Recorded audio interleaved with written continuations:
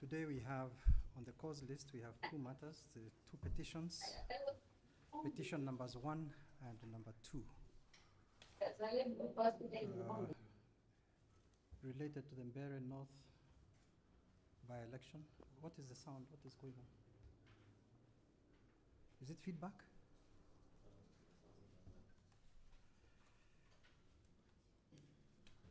Let's just take for the record who is present.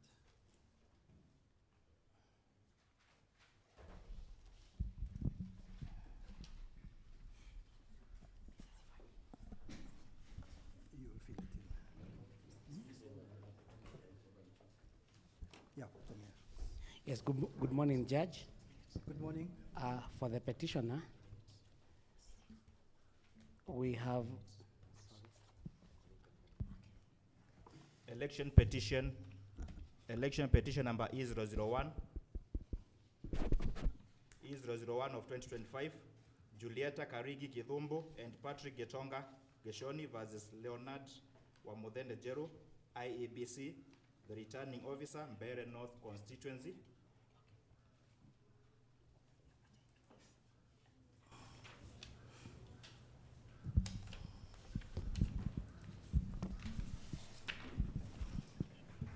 You're present? yes, for the petitioner, Judge, my name is Kariuki Njiri. We shall appear together with Kibe Mungai. With Kibe? Kibe Mungai. He's not present? He is not present. We are holding his brief.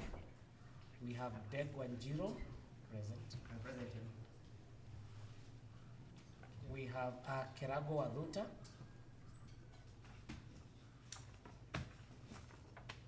I am present. Thank you. And George Karubui. George Karubui. Karugoi. Karubui. Karuthui. Yes, my lord. Karuthui. That's the petitioner's team. That's for the petitioner, is in petition number 1. Yes. All right. First respondent.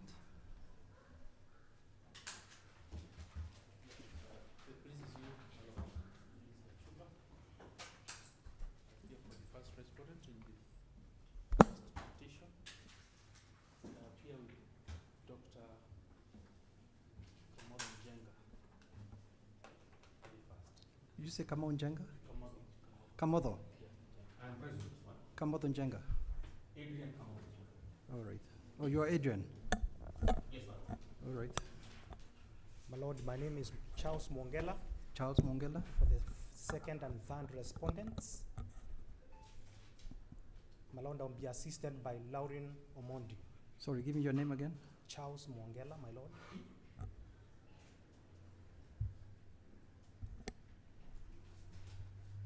With Assisted by Lauren Omondi, my lord. Omondi. Yeah. That's it. Okay. Did the petitioners, are they here? The petitioners themselves? Oh, no. Julieta.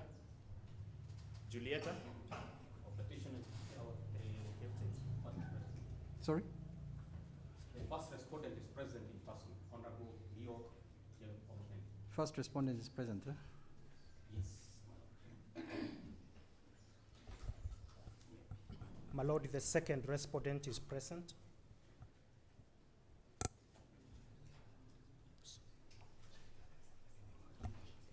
All right. My lords, the first and second petitioner are outside. They're outside the court's Sorry, my compound. lord. They are outside the court. Yes, yes. They did not get access. They have not gotten access, but we are hoping they'll come in. All right. They have to identify themselves. Maybe I should have made a statement right at the beginning, just to highlight what is going on. Let me do it now, just for the benefit of everyone. Obviously, the election petition, as we all know, not the election petition, but the election itself, the by-election itself, was very hotly contested. It was in the daily press almost throughout September, October, November. So it has garnered a lot of public notoriety, which means that there's a lot of public interest in the matter. As a result of our understanding of how matters take place in these sorts of scenarios, and given the energy with which both parties, or all the parties who are involved in the elections, participated, we have enhanced security in the premises. Security for the benefit of our court users, security for the court officials or court officers, and for the parties, of course, and council. You are members of, you are our brothers, in that you are officers of the court, so you will also benefit from the security. Unfortunately, because of the size of the courtroom, we are not able to, and I have already seen from outside, that there are very, very, very many people outside who would have liked to hear the case. And that is expected. We have made arrangements to live stream the case or this whole petition, and you will be able to receive. We've just done this a few minutes ago. Once we saw the numbers were very large, we didn't expect it actually for today, because today was merely for directions. But we do have a live stream, and I've directed that copies of these links. There are two links, one on Facebook and one on YouTube, that they be distributed to the people outside so that they're able at least to follow. Does that help? So that they're able to follow, and then it will also help to reduce temperatures and create a smaller number of people having to come to court, where they will be disappointed that they are not able to enter inside the courtroom. All right? Yes, my Lord, you've put the question whether that does help. I agree, it only helps to the extent of the individuals who are able to access the site from their phones. Right. I also believe there could be majority of them who may also want to follow proceedings. I'm also alive to the fact that the court has indicated that this is the first instance we are appearing. Perhaps in the future, the court needs to make arrangements where they can have live screens for them to be able to follow the proceedings. That will enhance the conformity of the matter being done in an open court, precisely to the meaning of the law. Yeah. Well, I understand that, and we appreciate that if it were possible, financially and otherwise, we would do everything to be inside the stadium, where we would conduct these proceedings. There's nothing to hide. That is why we are live streaming them. Those who have small phones can follow. Those who are able to go to a place in their homes where they have a TV, they'll also be able to follow. So we have done our best so far. We are still going to see whether there's something else we can do to ensure as many people have access to the proceedings as possible. Yes, sir. It's, my Lord, we appreciate the guidance you've given with respect to the capability of having people attend.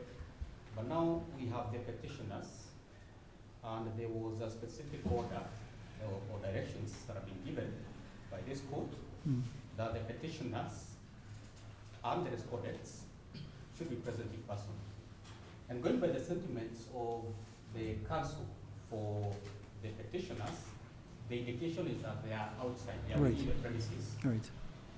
which then implies that they are deserving to be present. I hear what you are saying, It will be Council. difficult. And we'll say that because we have other challenges that relate to the application, they have not been identified in any other way. They are not copies of identification Sorry? that have been annexed. Sorry? They are not identification You're for which party, Council? for the first respondent. So I am observing the paramount significance of having the petitioners appear before the court so that at least the court and the parties can be able to confirm the identity, given that They did not annex any identity document to the pleadings. They have not deposited security. We might be having fictitious petitioners. So to avert that at this earliest point, now that we are setting the house in order, it's good if they are within the premises, we make arrangements to have them at least there too. They be allowed in. That's a prayer, my lord. All right. Yes, Counsel? Yes, my lord, I would echo the same sentiments as my learned friend Dr. Kamoto. The two petitioners in E001, we don't know them. Your directions were specific and they were repeated by the deputy registrar, my lord. We need to see these petitioners who have found the petition and they have not even deposited security for costs. All right. Okay. The counsel for the two petitioners, Mr. Kariuki. Your Lordship, as indicated, I am being informed that the petitioners should be around the precincts of the court, or around Embu, and therefore, if we can make arrangements to see whether they can come, we can take that time. All right. However, my lord, Just to counsel, let's do this. If they are present, I'll give you 15 minutes, 10 minutes. Let them be brought in. What has happened is that we made arrangements for advocates to be present and their clients. We made arrangements for the press to be present with their gadgets.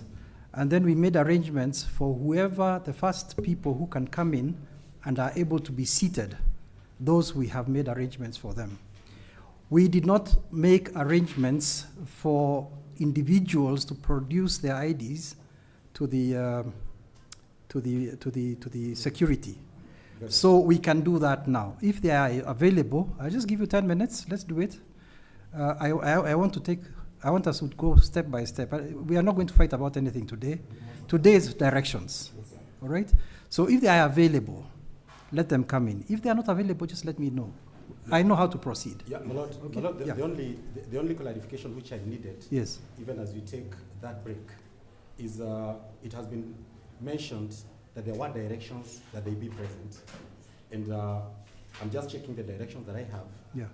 I don't see that specific direction, so Yeah. that whichever way we go, then we know where we are. In the directions, we said those to be present should include the following.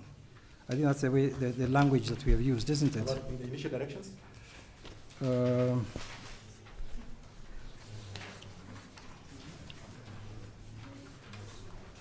The initial directions.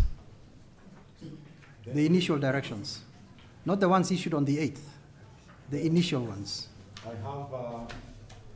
I have directions of 19th of December 2025. What do they say? They say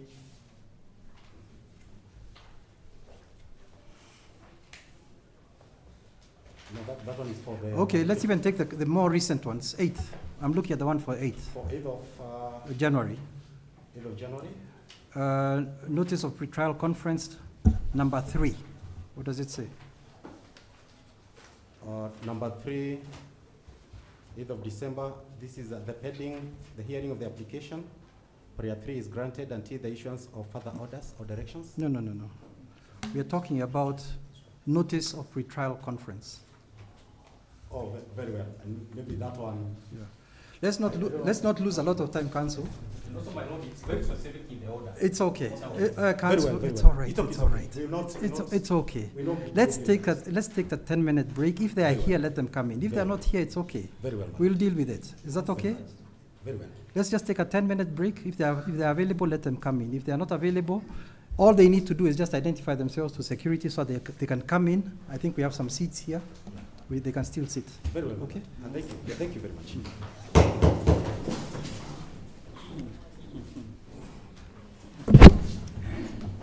Wewe ndegwa. Ndegwa. Watu wanaogopa. Wewe ndegwa. Lazima tudifferentiate hii contest iko nayo pande hii na pande hii. Yes. Hapa sasa tuko serious business.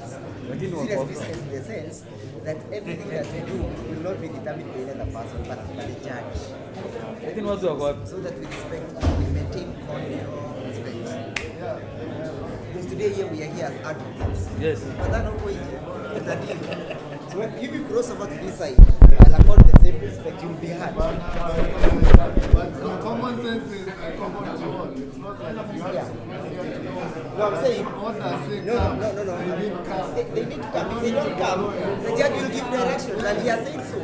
And it does not affect the petition in any way. You see, if you had that knowledge that I have, you would not be speaking the No, it will affect. It will affect. Maybe not only.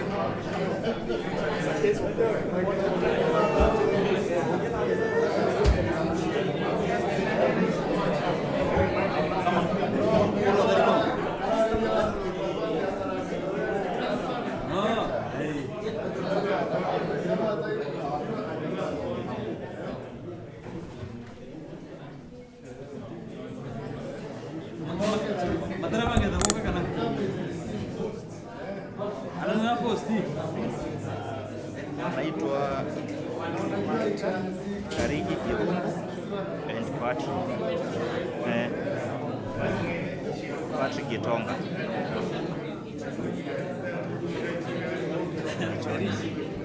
Hao wengine wote wako. Ndio ni mimi hapa. Ni hao sasa.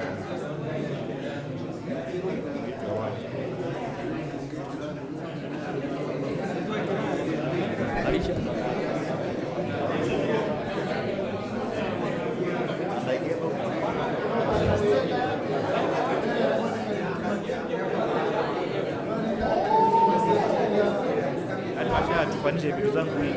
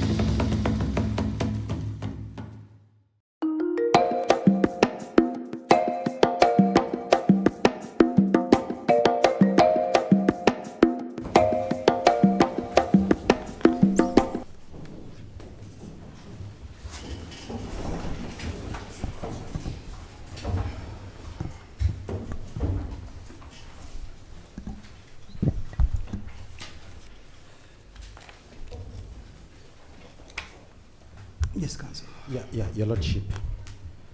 My sincere apologies for the absence of the petitioners in number 1. They were following online, but then we told them they need to be here physically. So they have given an indication that they'll be here around midday. They are coming from a place called Siakago. So my request is that we can place that file aside for now. Then we deal with the petition number 2 in the meantime, because the petitioner in petition number 2 is present in court now, so that then when they come we can revert to the other one, so that we can save judicial time. Thank you, my lord.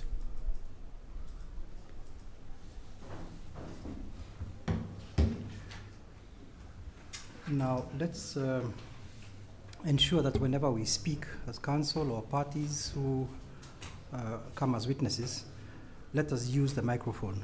Part of the reason I was very willing to stop is because it's the first time that we are recording in this way, and we just needed to test it. So the system, I think you heard conversations going on that some of you are not audible. I'm the only one who has been audible all through. So part of the reason I was very willing to go away was just to ensure that things are running okay. But of course, the bigger part of the reason was because it is important that justice not only be done, but be seen to be done. And if the petitioners in number 1, who are supposed to be present and were asked to appear, if they are left outside, there might be a sense or a feeling that there's some kind of disparity, unfairness, that we are not all at arm's length. So the request is for us to hear number 2 first, to Yes, deal with ma'am. number 2, Yes, and then come back to number 1. Yes, yes. Is there any objection to that? There's basically no objection, Yeah.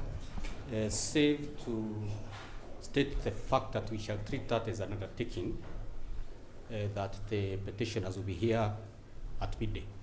So that now, if something else happens, then we can take the matter from there. Okay. So any council objecting? You can fine with it, my lord. Okay. And my lord, may I apologize for not reading that part or overlooking that part of the directions. I would have made those arrangements earlier. Okay.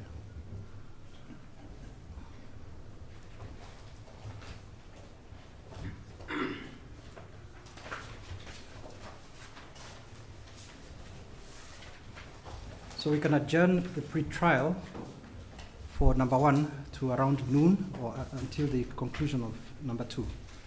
Is that okay? Most obliged. The other thing that I need, that I'm just being reminded, is that when you're using the microphone, please introduce yourself. Nobody knows you in the transcript. The way we are arranging this whole election hearing is that we are trying to see whether we can have transcribed proceedings the way they do in Nairobi, so that by either tomorrow or the day after, the transcription for today is available, 1 or 2 days. So please introduce yourself every time you stand to speak, so that the transcribers who are not present know who you are. Okay? So we can move on to number 2. Election petition number E002 of 2025, Newton Kariuki Twega versus IEBC, John Kinywa, Curtis Jeru Mawira, and Jeru Leo Wamudende.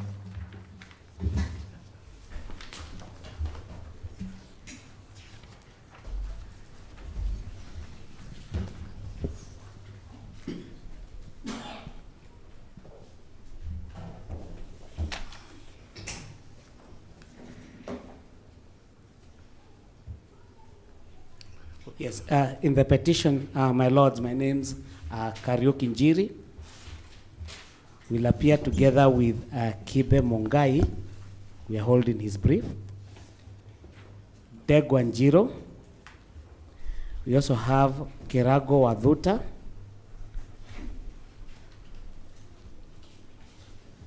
George Karodhoi Before Waduta was who?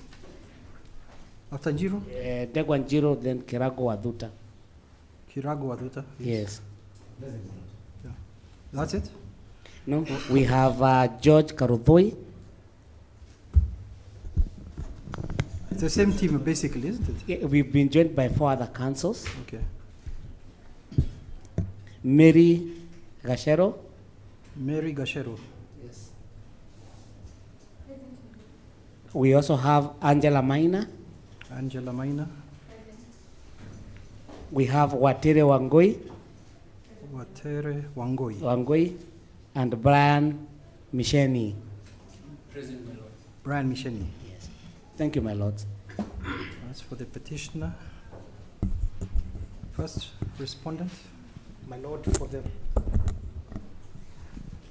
for the first, second, and third, Charles Mwangela, assisted by Lauren Omondi.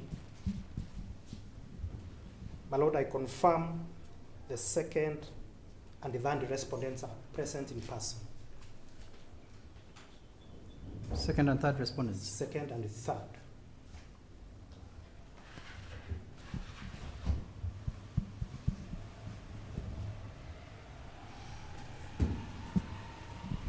Fourth respondent. My lord, with your kind permission, Fourth respondent. my lord, if Yes. I may, with your kind permission, my name is Kiroko Ndegwa. I wish to join in the list of the advocates for the petitioners.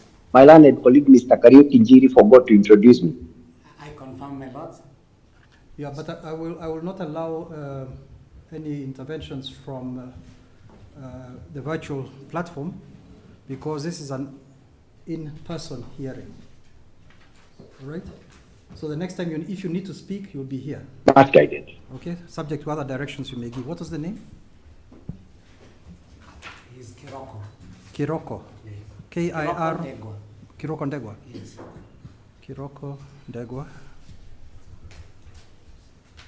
All right. Fourth respondent, Yes, my lord, if it pleases you, my name is Gachuba. Gachuba. I appear with my friend Dr. Adrian Komodo for the fourth respondent. I am present, my lord.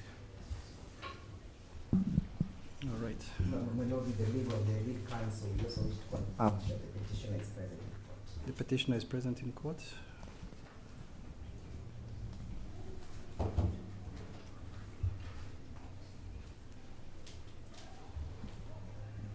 My lord, I also confirm that the fourth respondent is present in court.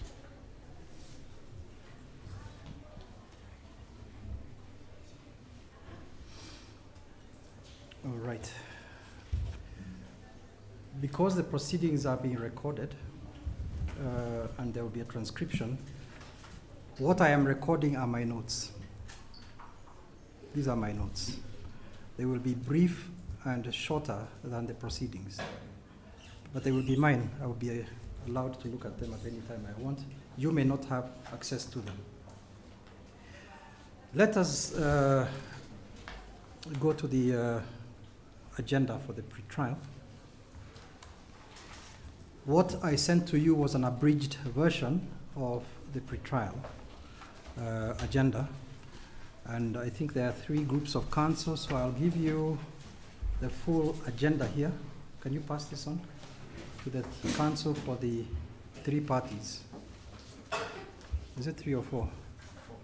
4 parties. There's another copy here.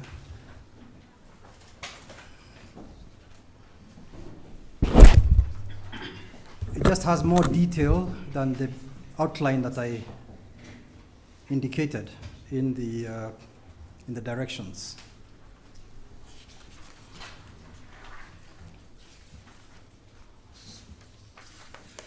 The first thing that I think is necessary for me to do, if you look at item number 1, housekeeping, is just to make a statement to the effect that the Bangalore Principles for Judicial Conduct espouse the need for maintaining confidence in judges and in the judiciary, and this can be done by ensuring that a judge is perceived always to be above board in terms of independence, integrity, propriety and fair adjudication of every matter with equality to all parties and without fear or favor. We have those principles in mind, and so I wish to make the following disclosures for your benefit. One, with regard to my connections with the petitioners. The disclosure is as follows. I do not know any of the petitioners personally. I therefore do not see any conflict of interest or reason to suggest that my independence, integrity, or propriety will be undermined, or that any prejudice is likely from the aforesaid connections or absence of connections. With regard to my connections with the first respondent, I disclose as follows. I have received official training as a judge, amongst other judges, from officers employed by IEBC at each election cycle since 2013. Other than for the said trainings, I have had no other personal connections or knowledge of the first respondent, nor have I offered any professional or other services to them. To that end, I see no conflict of interest or reason to suggest that my independence, integrity, or propriety will be undermined, or that any prejudice is likely to arise from the aforesaid connections or absence of them. 3, with regard to my connections to the second, third, and fourth respondents, again, I disclose I do not know any of the respondents, nor have I had any connections with them whatsoever. I do not see any conflict of interest or reason to suggest that my independence, integrity, or propriety will be undermined, or that any prejudice is likely from the aforesaid connections or absence of them. I submit to the parties. I'd also like the parties to know that after 35 years of sitting as an arbitrator, adjudicator, and now as a judge, I am of the strong persuasion that for confidence, transparency, and a sense of fairness to be promoted in any proceedings, disclosure of any connections that may arise during the pendency of the case, not just before, but during, is a continuous responsibility of myself as an adjudicator. I undertake to maintain disclosure of any such instances as may affect the perception of my fairness and integrity throughout this case. I submit to the parties and ask if there is any substantive objection to my taking jurisdiction and presiding over this case. And I will hear from the parties. I have my statement of disclosure here. I will just sign it and distribute it so that the parties have it if they want to read it carefully.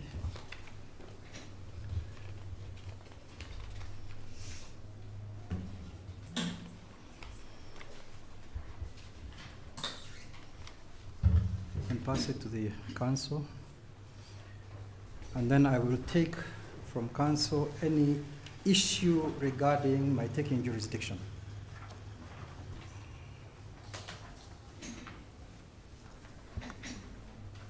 Your Lordship. Yes. For the petitioner, no objection at all. For the petitioner, no objection. Yes,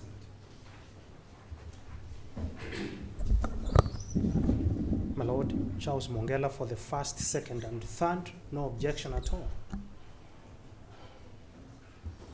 Fourth respondent? My Lord, on behalf of the fourth respondent, no objection. No objection. Thank you.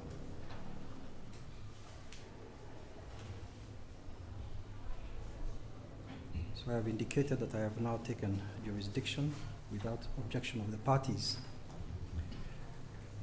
The second item is, of course, I agree that there will be continuing disclosure in the event that I am visited by people at night or at daytime. I will disclose to the parties every event. Party details, I think what we need to do with party details is, if you don't mind, can I ask that you write your names? I know the pleadings have your names and addresses, but they don't have the names and addresses of the party that you're acting for, except in the case of IEBC perhaps. sometimes what happens in cases is that parties fall out with their clients, and then the matter becomes difficult to proceed with because we don't have somebody who we can contact. So if you don't mind, you can just record on a piece of paper the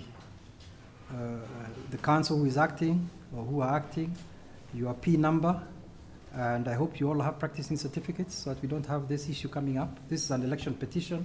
We have only 6 months. Yes, Counsel. Yeah, my lord, for this year, nobody has received, but we have for last year. So up to the end of January, we are still open to apply. But for the councils who appear for the petitioner, all of us had. I hope there's no one in here going to object to. None. Apparently, there has been a challenge with our law society. They are not issuing certificates. All right. But we have up to that. Just put your PIN number for end of last year. Very well, ma'am. Yeah.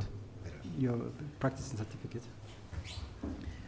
So item number 2, you will do it yourselves, please, and then the court assistant you will collect. Can I indicate in respect of the first petition of the petitioner, how many counsel are you likely to have throughout the proceedings? First, the petitioner. In my estimation, I see a maximum of 10, a maximum. They will participate actively at all times? In other words, what I am trying to understand is this. Yes. Will you, say for example, for purposes of cross-examination, Yes. would there be cross-examination by each one of them? No. We'll just divide work. You'll divide the work amongst yourselves? Yes. You are saying a maximum of 10 counsel? Yes. Okay. Let's hear for the first to third respondent.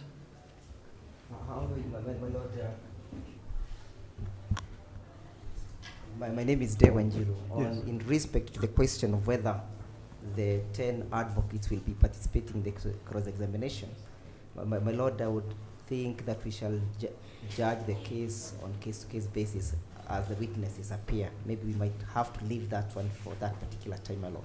No, because you know we are going to go to a time program. That's correct, my lord, because we will be able to make sure that we make it easy for the court to adjudicate over the proceedings. Okay. And then don't forget that this case, unlike constitutional petitions, normal constitutional petitions, where costs are not awarded. In election petition, costs are awarded. So a point may come where I am ready to certify for 1, 2, 3, 4, maybe 5 counsel. All right? So just have that in mind. All right? Yeah. First to third petitioner? Respondent, sorry. My lord, we are looking Your at name, please. Don't forget your name. Yes. Your name and Charles. then... Charles Mongela, my lord. Yes. Two counsels, my lord. 2 counsel. Yes. Fourth petitioner. This is Kachuba, my lord. Sorry, I keep calling respondent's petitioner. Fourth respondent. Fourth respondent. This is Kachuba. Yeah. We are making provision for 4 counsel. 4 counsel. Yes. Okay. If you look at items number F, that is where the question of costs to be certified will come in place. I will not make any decision now as to what to certify for because I don't know how the case is going to proceed. But in due course, I will be making a determination on how many counsel can be certified for. All right. Item G is the question as to whether or not you have some kind of emergency numbers that you can indicate in the sheet of paper that you'll be giving back to us. IEBC, the register, is available? Yes, my lord. It I do is. confirm. All right. It is. Item number 3, court etiquette, decorum, and crowd control. Dress code. Do counsel wish to be robed? or can we remain the way we are? I am flexible.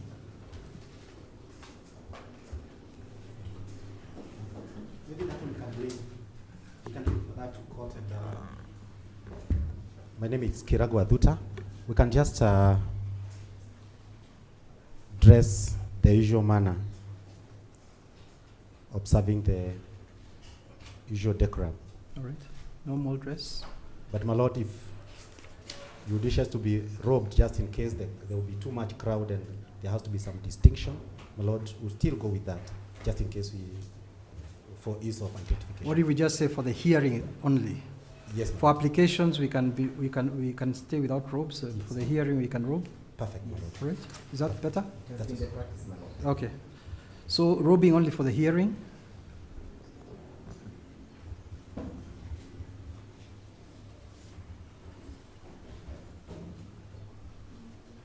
All right. Availability of courtroom space. As you can see, of course, the courtroom is limited in size. So first priority, seats is to counsel and the court officers, who are also court officers. Second priority is to parties. If they wish to be here, they must be allowed in. And the third priority is to media. Then members of the public come after that. At all times, we will have a maximum of those who can be seated inside the courtroom. We've just made a request to Nairobi to see whether we can get a screen. We heard what you said, Mr. Ndegwa. If we can get a screen, it has to be done from Nairobi because we don't have those kinds of budgets out in the upcountry. But a request has been made.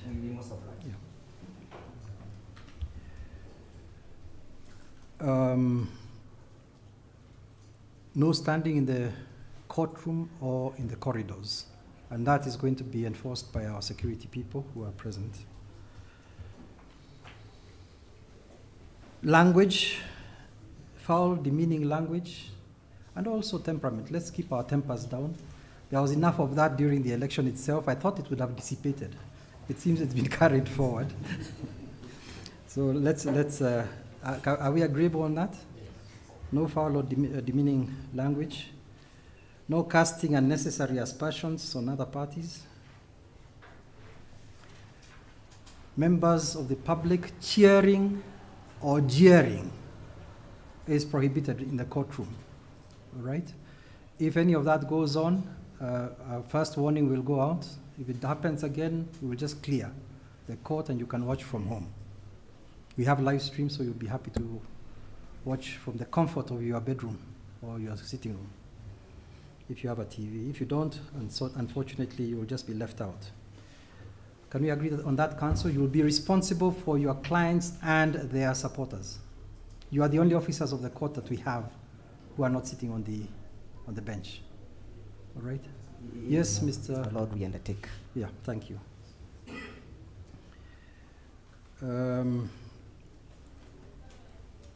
Obviously, I don't want anybody contacting me. You can contact me officially, or if you need to speak to the judge, the judge's door is always ajar or will be available, but come with the other counsel.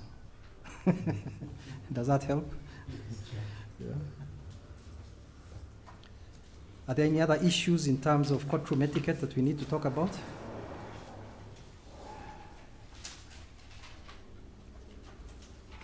If anything comes to mind, we can always go back.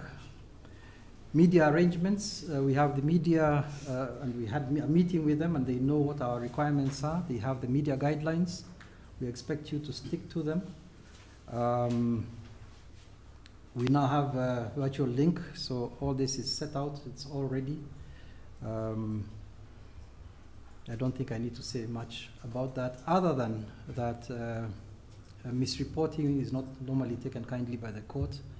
So if instances of that sort of thing occur, whether or not there's a complaint, the court has the power to eject or to discontinue your admission into the courtroom.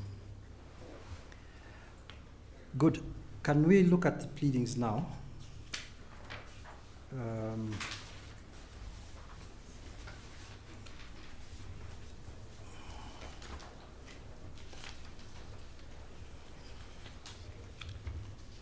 petitioner,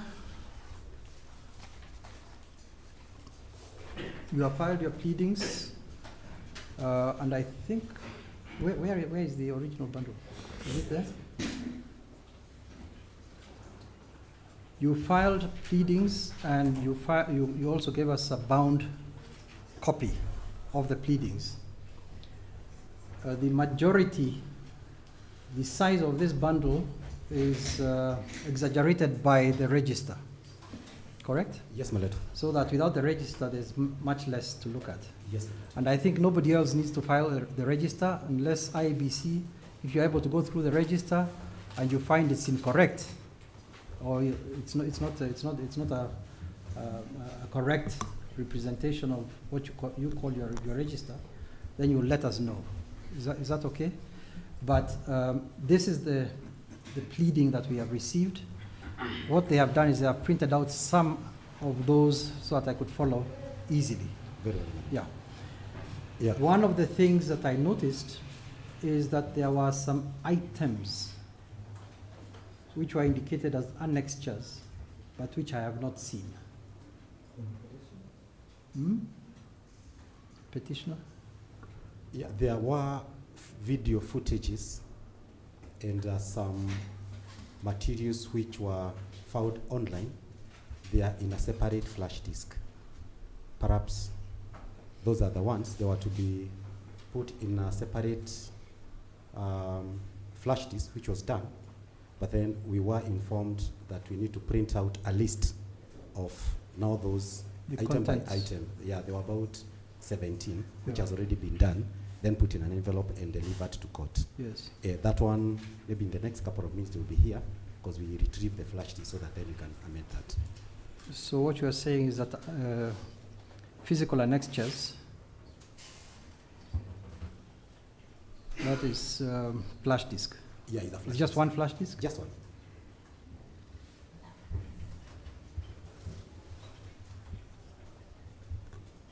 So it has to be available to the court and then copies of that flash disk given to the parties.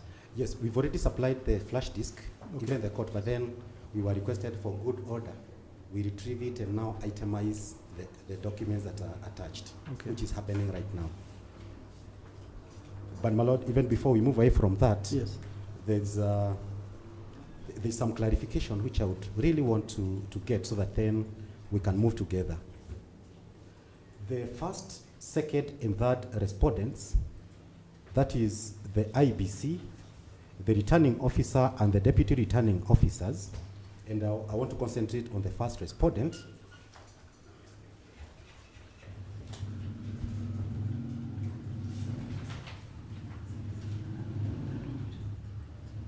Yes. Is a body established under Article 88 of the Constitution and the IBC Act. So there is no contestation that it is a public body. And my lord, before we take further directions, there are orders of your brother, Justice Mohochi Samuel Mukira, that were issued in Nakuru on the 12th of January 2026. And the impact of those orders was that public bodies such as the first respondent should not obtain services of an external counsel as long as there is a Solicitor General and there are legal officers within that institution. My lord, the notice of address that is before you and the counsel appearing before you today, that is Mr. Mongela, is a private practitioner who does not work in the public institution. My lord, the court issued a conservatory order stopping such kind of representation. So that then, before we proceed, and so that we don't prejudice the first respondent, we just settle that issue so that you know whether IBC is... So is it an application you're making or what Yeah, is this? I just wanted to get a clarification so that as There's we no move- clarification. It's either an application you're making because you're asking me to give a direction. Yeah, because In fact, it has to be a ruling because you are arguing a case. You are arguing that I am bound by the decision of another judge that affects this case. My lord, that's what you are arguing, and the other side has a right file a response. Yes, my lord. Yeah. So I just wanted to get a clarification then from Mr. Mogela and the other parties, so that as we proceed, we don't take you all the way, then we just get to some pitfall. Maybe we can get that clarification. Okay. Maybe just to press on what my learned friend is indicating. My name is Degwa Njiro. More precisely, Council is addressing you on the import of the orders of Justice Muhoozi, your brother, dated the 12th of January 2026. Most importantly, in respect to order number A. This is the decision? That's the order. My lord, the order reads that a conservatory order is hereby issued suspending the engagement, procuring, continuing to procure, pending bills, all engagements of private advocates, firms, by all public entities when there is already a hired attorney general. So council is seeking to know the import of these orders in respect to these proceedings, and most importantly, the question of the representation of the first respondent. Could they be deemed to be represented in the existence of this conservatory order? And the reason why council sought for this is because, and he avoided to make an application, is because there already exists an order, my lord. I'm most obliged. My lord, Dr. Adrian Kamodo for the respondent, we are yet to be supplied with the order that is being referred to by council. Can we start with the first? Yes. We'll come back to you. First to third respondents. Yes, my lord, Charles Mongela for the first, second, and third. My lord, there is no application which has been placed before you. There is no formal application placed before you seeking to bar counsel before you, who is appearing for the first, second, and third, so that we can see from the material in support of that application and take instructions accordingly.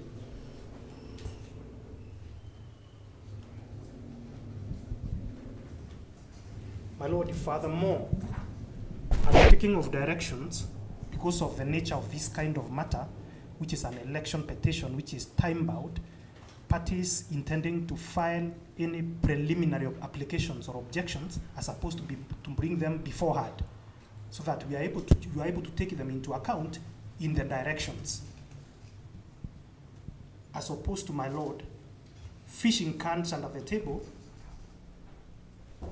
and is bringing surprise at the taking of directions. My lord, the right to be heard, the right to be represented by counsel is entrenched in the Constitution. So this is a matter he needs to place before you a formal application. And we are going to be responding to that, my lord. Thank you. Kamoto, I think you were on your feet. Yes. That's counsel for the first to third, and you have the fourth. Yes. Yeah. So initially I was seeking to be supplied with the order, yes, and I've been able to peruse the order, and the terms of the order are very clear. They are very categorical, that it is suspending the engagement. So this order does not in any way terminate existing arrangements. It's precise, it's clear, and there is no basis for the application by the petitioners, because the services of Mr. Mwongera were not procured subsequent to the issuance of this order. This order is dated the 11th of January 2026. From the record, it is discernible that the counsel for the first respondent had been engaged by then. So it doesn't affect the counsel for the first respondent as we speak, my lord. Okay. I'll mute to, okay. Yes, Yes, my lord. Counsel. It is therefore not denied. Your name, please. Don't forget to say your name. Sorry, my lord. Sorry, my lord. For the transcript. Sorry, my lord. My name is Kiragu Adhuta.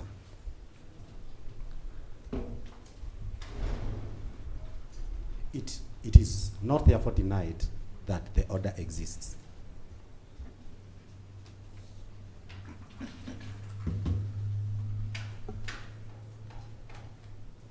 According to Mr. Kamotho, the order would have applied to Mr. Mwongela if the services were sought after the order was made. So whether that order prevents such services being rendered to an institution which procured the services before the order, that's an issue that needs court direction.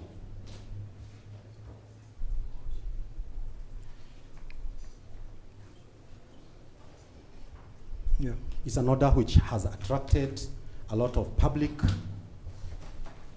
discourse, including our own society. Law Society of Kenya issued a statement through its president on the import of this order, because it is said it freezes all the business that lawyers are conducting.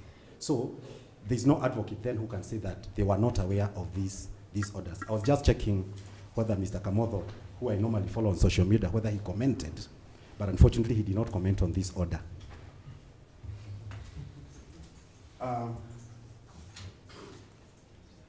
So basically, there's no need for a formal application to bring this order to the attention of the court, even as we got it just the other day. And it is upon us as officers of the court to bring this important information before the court so that the court can see where we lie. In fact, I'm being informed, the Law Society of Kenya even sent an email to all its members, including ourselves, including the ones that are before you, on the import of this order.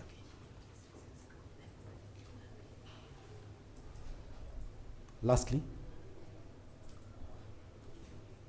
on the suggestion that the order only applies to services procured post the order, that's not correct. My lord, I have no doubt that when you look at this order, you'll be able to see the wide terms in which it is framed. It talks even suspending the engagement, then procuring. So procuring and engagement are totally different. So Mr. Mwongela is engaging with a public body. Those are two terms in this order. Continuing to procure, even continuation. Even pending payments, Mr. Mwongela will not be paid. All engagements of private advocates, including coming to Embu to attend this matter, where there is already hired an attorney general, state councils, and goes on, and the county government. In fact, my lord, the Association of County Attorneys issued a very strongly worded statement on this because it more or less freezes their business. We have people, I know the Law Society is seeking to vary or set aside this order, but as far as until it is varied or lifted, there's still that challenge. So, my lord, we humbly seek your directions on this so that then we conduct proceedings that do not violate another court order of a different court. And that's all, my lord, from me, Mr. Nagwe. My Lord Devanjiri, just to add on one thing that counsel has failed to address, the question that has been raised by Mr. Mwongela on the right to be heard. My Lord, the judge who issued this order was alive to that fact. And that is why he's saying that the only persons who are barred from appearing and representing public bodies are private advocates stroke law firms. Then he goes ahead and says, when there is already an hired attorney general, state councils, solicitor general, and the county attorneys. So he's alive to the fact that such an order may create an hindrance to the access to justice under Article 50. But he then says, even when an order such as this has been issued, there is another body providing similar services. So Mr. Mwongela cannot say that his client will be prejudiced and the right to a fair trial under Article 50 will be compromised because there is already an existing alternative. Okay. Council, you know what you've done is you really argued an application which is not before me yet. That's essentially what you've done. So the direction is very simple. I've just had a quick look at the order. And I think item E in the order is the one that you are referring to. Item E. Yes, Your Lordship. First of all, I'm not sure myself I even understand the order, where it says a conservatory order is issued suspending the engagement, procuring, continuing to procure, pending payments. I don't know how that fits in. All engagements of private advocates or law firms by public entities when there is already hired attorney general. Hired by who? There's a whole question of interpretation here. Can you please file a formal, this is the direction I'm giving, petitioner to file a formal application in relation to the request for, I don't know whether it's a request for clarification by this court. I'll call it a request for clarification by this court as to whether the IEBC is properly represented by the council on record, or the council presently on record.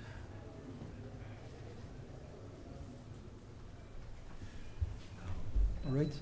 How much time do you need to file that application? I would file it by close of business. It's now 12. By close of business tomorrow. Tomorrow is the 16th? Tomorrow is 16th, yes. 16th. And service, same day? Yes, same day, my lord.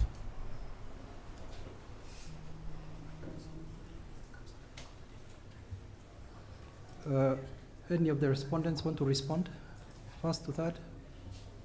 My lord, I was even suggesting a more efficient way to Mr. Mongela. Because we really want to move the matter. Don't forget your name, Mr. My name is Kirago Aduta. My name is Kirago Aduta. Perhaps he can just have counsel who is within IPC to be on record, then they can work together, just so that we don't proceed and then we just go back. That's a more practical solution. So that one of the advocates comes on council record, then he can just come to it. Yeah, but you see, I'm not going to stop work because of this order. Very well, my lord. We will finish with our pre-trial today. Yes. All right? I've also noted that this order was made on 12th of January. Yes, my lord. So I don't know whether it has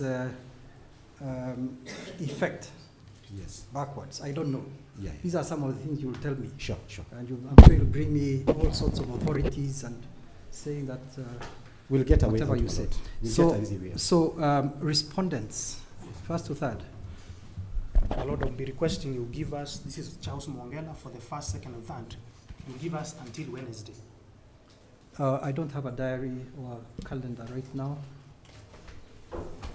What's the date?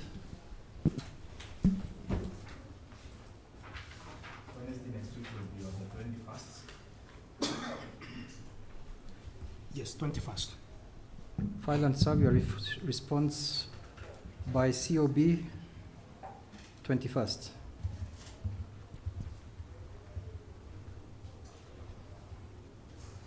Fourth respondent, are you participating in this? My lord, you can file, this is Gachuba, we can file our reply by the same Wednesday.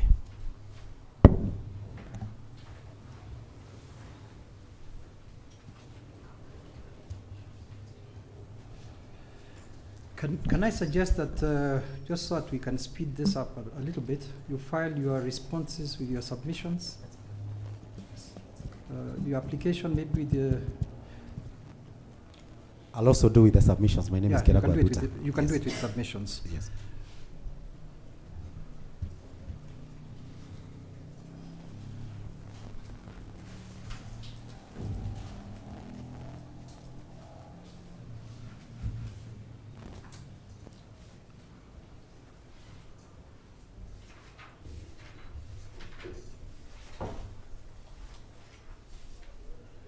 I'll limit your submissions to 3 pages, to which, of course, you might want to annex your authorities.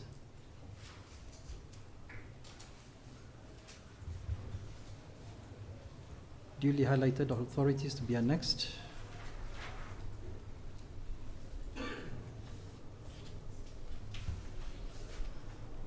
Okay. So I think we were on the question of, we are still on the question of pleadings.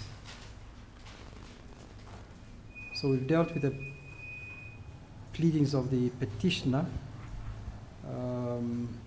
I know there are other pleadings like the application, the notice of motion. We'll come to that in a minute or two.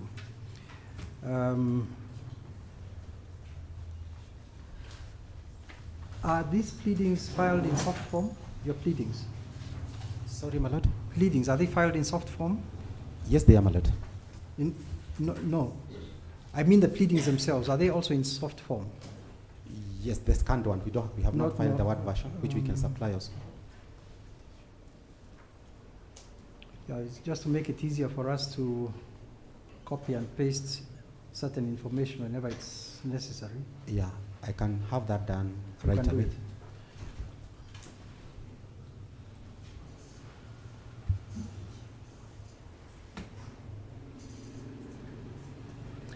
There's no emergency. We can do it in 7 days. Very well, my lord. Yeah? I'll do that.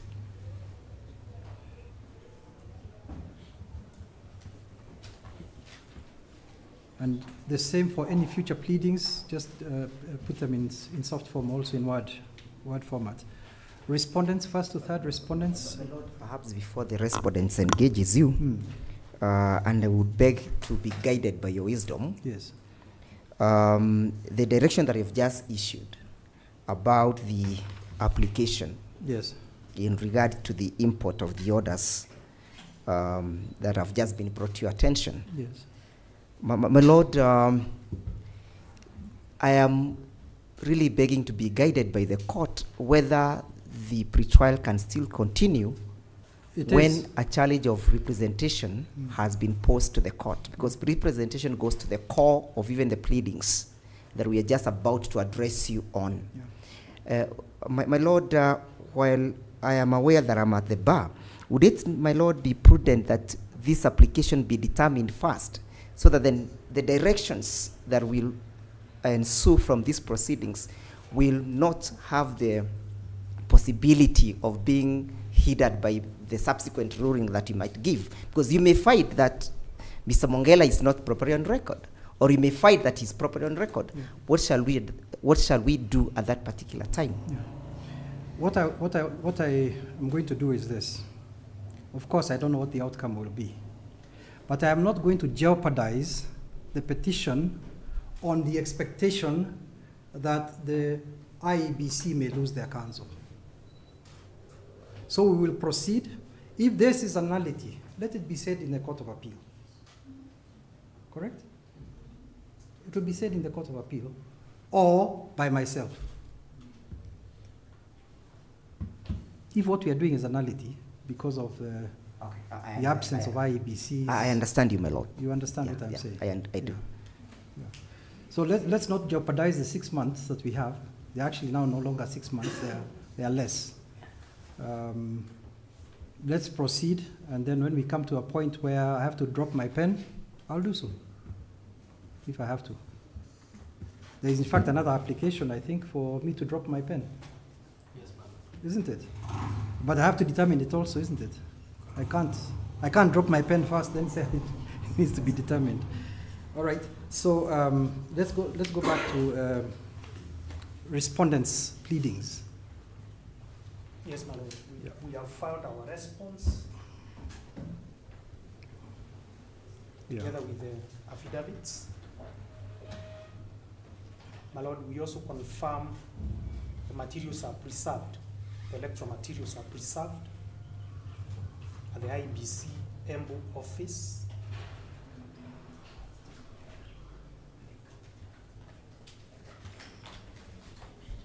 Yes.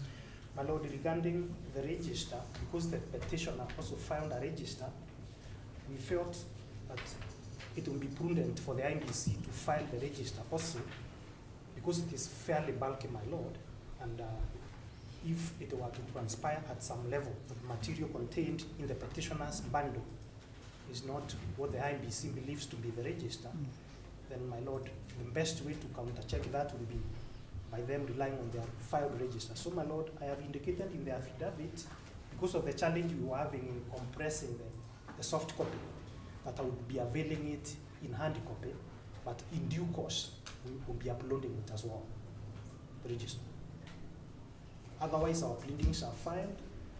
We have also. Have you looked at their register? The register that's already been filed. I have looked at it, my Lord. As you can see, my Lord, we were just served last week, been working up to sometimes midnight to go through this document and come up with a response. I will not say we have been able to really interrogate what they have. We just looked at their register very, very in a very cursory manner, my Lord. And therefore, in the interest of time, the 7 days timeline, we decided to bang in the register ourselves. So I'll be bringing in the register as well. So you'll be filing the register within 7 days? Yes, ma'am. Okay.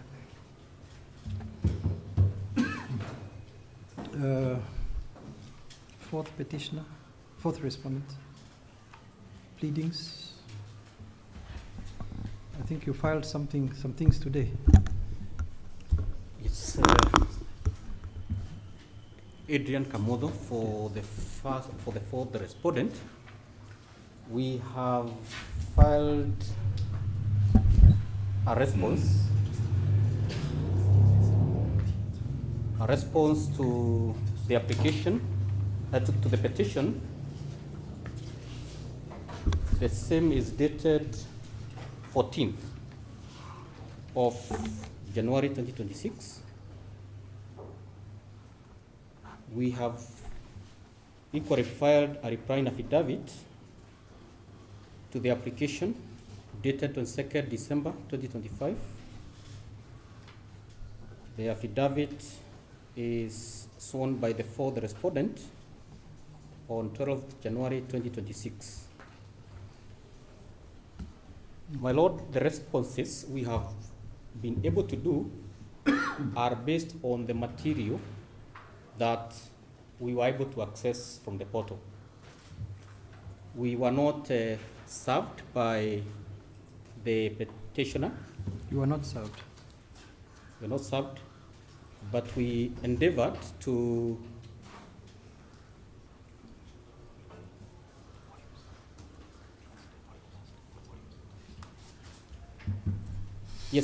Yes, I understand there are some volumes that were served to my counterpart, but there are some items that are missing from the documents. There are annexures number 9 to 28. So can we say that you are served with a petition then? Yes, we can confirm we are served with a petition, albeit with missing items. Some annexures are missing? Yes. Just identify them, please. Specifically, annexures number 9 to number 28. And page 30 of the petition. 9 to 28? Yes, annexures in terms of annexures. And then there's a missing page in the petition, that is number 30. Page number 30 in the petition is missing. We have also not been supplied with the video clips, and that was confirmed by Mr. Wathuta. We shall therefore be seeking to be supplied with all those missing elements so that now we are able to comprehensively address the petition. So basically what we have filed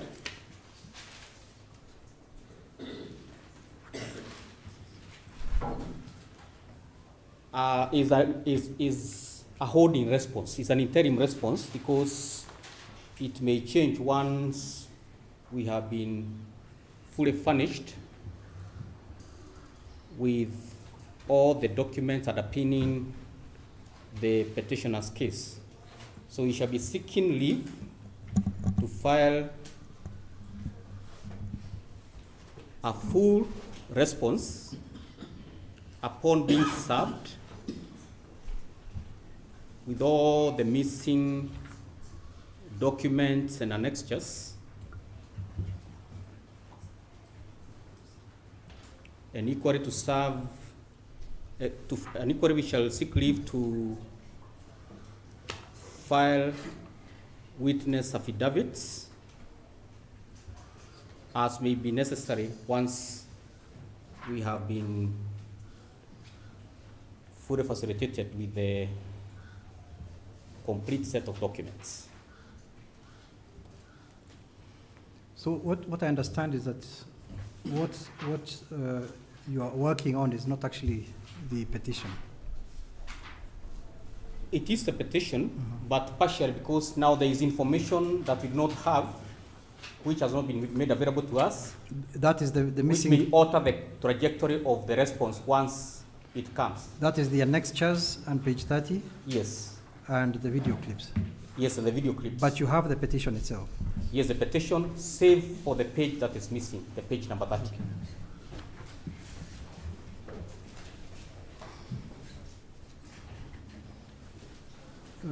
Mr. Waduta,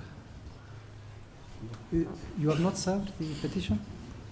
My Lord, we did. We served soft copies first. Then all of them have hard copies. Mr. Mongela's hard copies are actually here.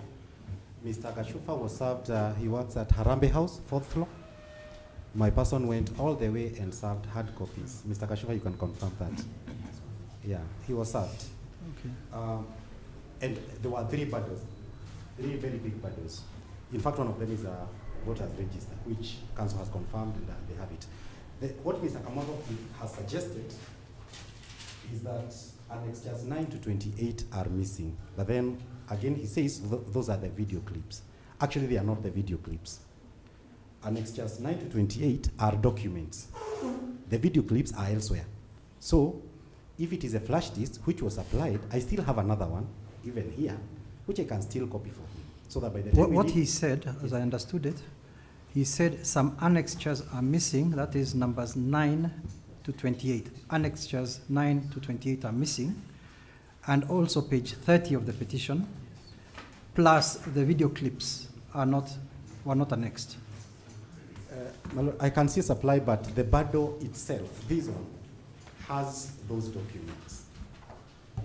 I can still supply, but they are there. They actually annex just one affidavit, supporting affidavit. I was still willing to supply it, nonetheless, even today. I'll just make copies of that. Yeah, Mr. Kamado, just, you know, there's 2 of you acting, and I think you came at different times. Might there be a confusion between the 2 law firms? No, there's no confusion because the document is here, and it's visible. It doesn't have page 30.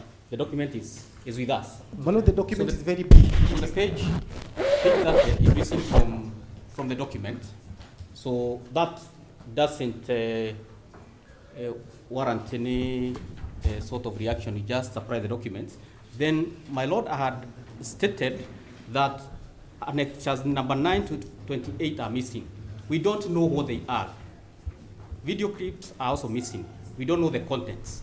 So if we can be supplied with those ones, then we'll be able to know the nature of the content, whether they are video, whether they are pictorial, and we respond accordingly, my Lord. Okay. My Lord, I'm just trying to assist the court. I noticed there's that disconnect. Mr. Gashufa actually has the file here with the big bundles, which was applied to him upon request at Harabe House. So it cannot be in that small file. So if you can just retrieve it, they are there. My Lord, allow me to respond. This is Gachuba. The petition is paginated 29, overleaf is 31. So there's no 30. Is that the same in our bundle? Is there page 30? Petition itself.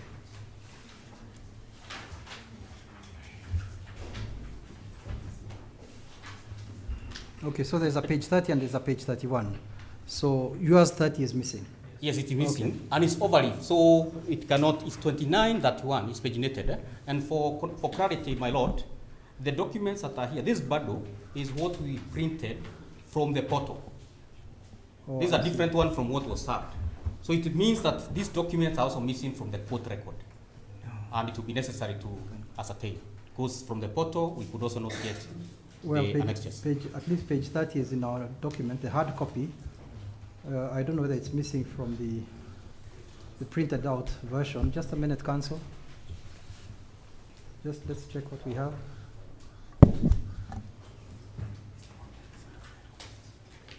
On the petition, page 30.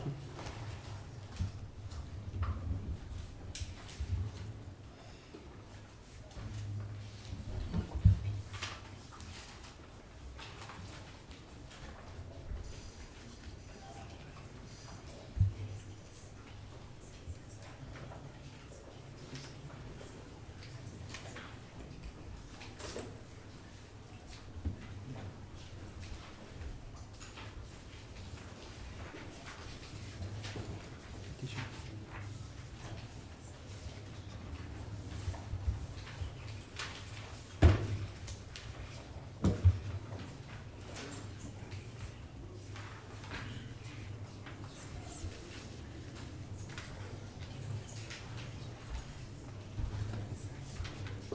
Thirty and 31 are there.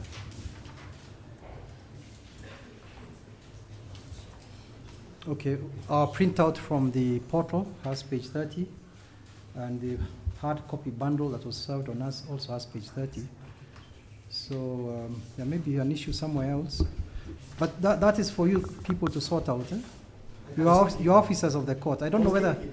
I'll still give him a All right, let's say My the lord, direction is as follows. Let's not engage too much on this. Let's finish this discussion. Petitioner to serve the full petition afresh on fourth respondent. All right? Yes,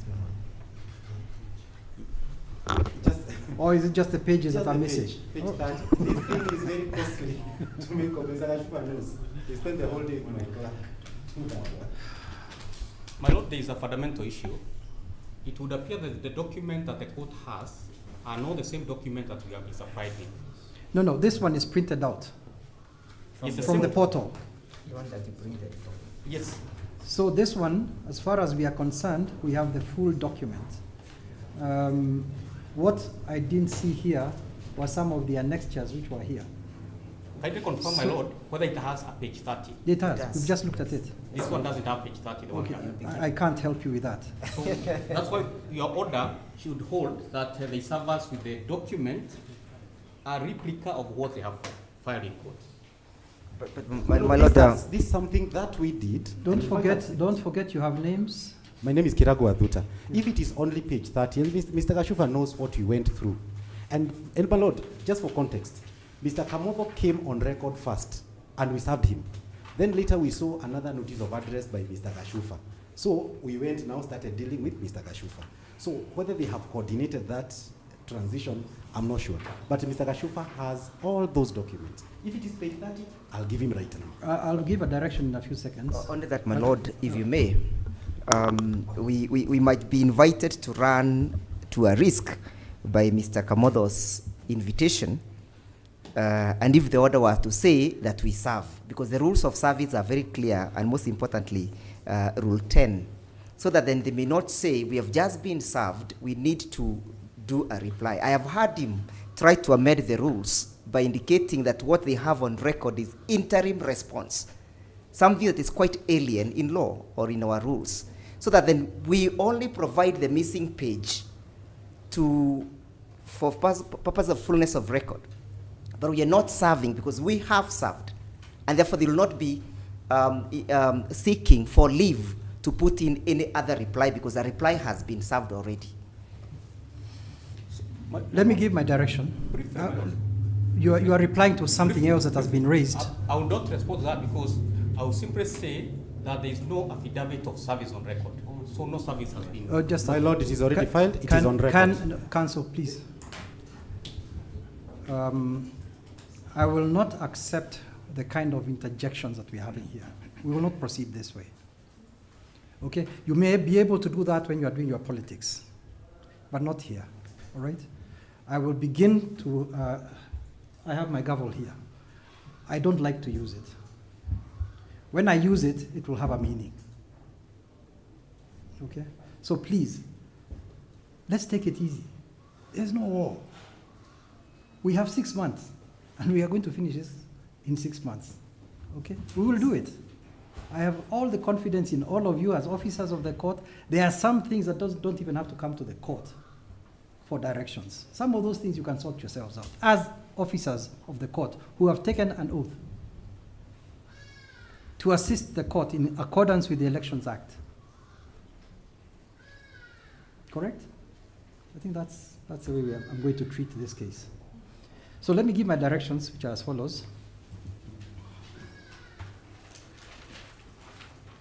Petitioner to file, to serve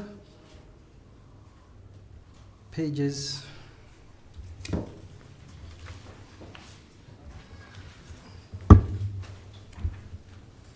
pages 30 of the petition,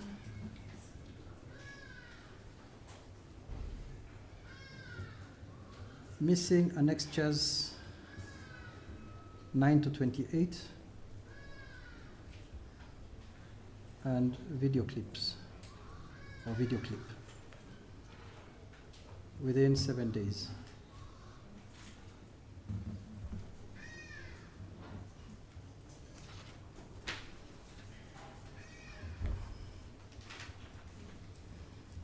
Now, all pleadings that are pleadings, please don't forget that we also need them in soft form. In soft form.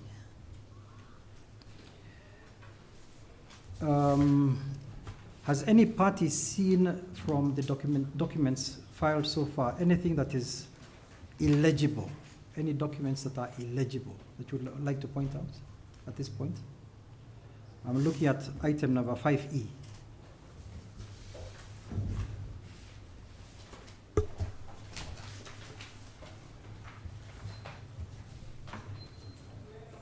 On the part of the petitioner, we have not seen any. Okay. Perhaps because we have not been served. I think we'll be getting the documents. But in case of anything, we can resolve it among us council. And you can still raise it. This is the first pre-trial. Yes. There will be opportunities for us to raise any issues which are concerning us, yes, which are bothering us as we go along. Yeah. Anything I can always raise with my learned friends.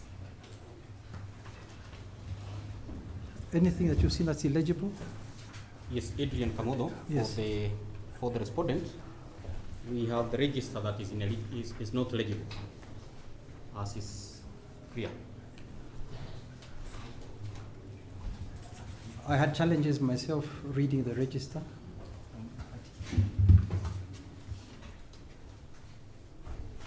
Let me not pretend that I read the whole document, so that I just perused, a quick perusal. I flipped through.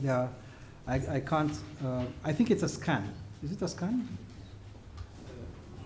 We were given an Excel, and then we just converted to PDF. What was given to us in a flash disk. We just got a soft copy, then we converted to PDF. Yeah. Are those pages illegible, or is it that they are not as clear as we'd like them? But my lord, because we have the register in a flash disk that came from IBC, we can still supply it to court, so that then whichever pages you'll be referring to, the court can easily go and magnify or expand. Page 24, 64 and 65 and 66 of the petition appears to need a bit of help for clarification.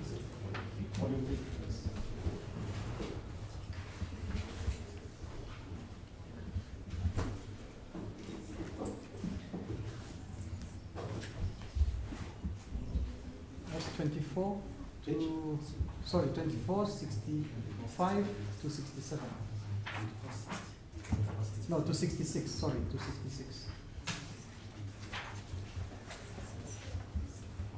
64 to 66.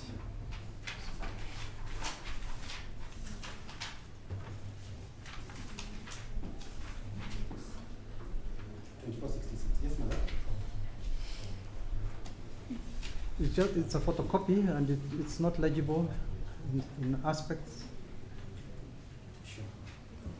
We can supply clearance. Yeah. Yeah, we have your details.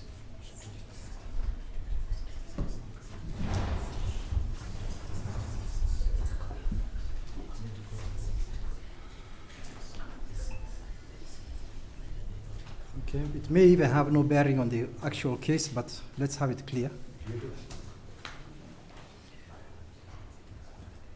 Now, I'm moving to item number 7. Sorry, IBC. I don't think I had you say anything about clarity of any documents. Are there any documents you struggle with reading in terms of My lord, legibility? if I come across any, I'll point it out. Okay. None at the moment.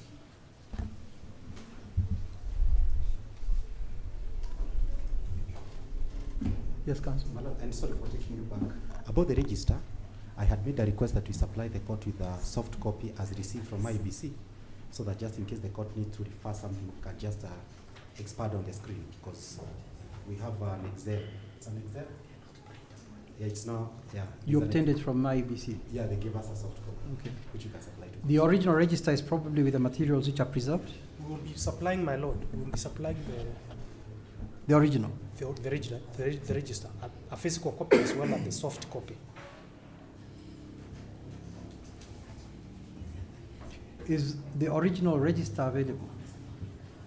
Yes, my lord, it is. It is. Yes, Okay. yes. So what you want to make is a photocopy of it? We have it in the system. We generate, because even the petitioner, my lord, what he could have done, Yeah. and which I'm not aware whether they did that, was they were supposed to apply for the register from the IBC and pay the requisite fees, which apparently I'm informed may not have happened, and that is what part of the reasons why I'm insisting on filing the register myself. Okay. Yes, my lord. Yeah, my lord, Kiragu Adhuta, for the register, indeed, we applied formally and paid a fee of 20,000 shillings. We have attached the documents to show the chain, how we got the register. Let me make an order for IBC to avail the register to court and parties in soft form, to parties in soft form, to the court, let there be an original.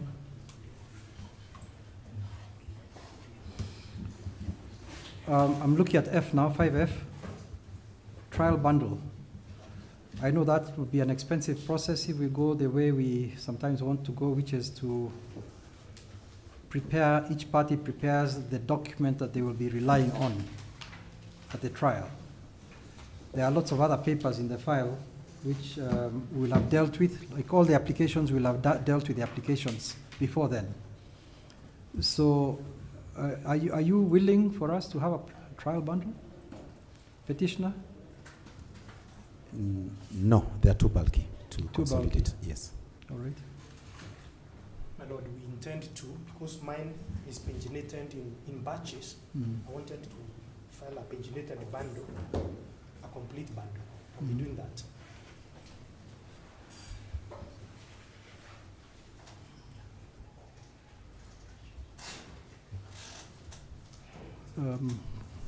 Fourth response. Adrian Kamodo for the respondent. We will also file a trial bundle, properly paginated, and we will also be seeking that the same applies to all the parties for uniformity of the court records. Now, I know your trial bundle, 80% of it is the register. Yes, my lord. If I ask you to omit the register, Yes. we know you have filed the register. Yes, We ma'am. will have the original register from IEBC. Yes.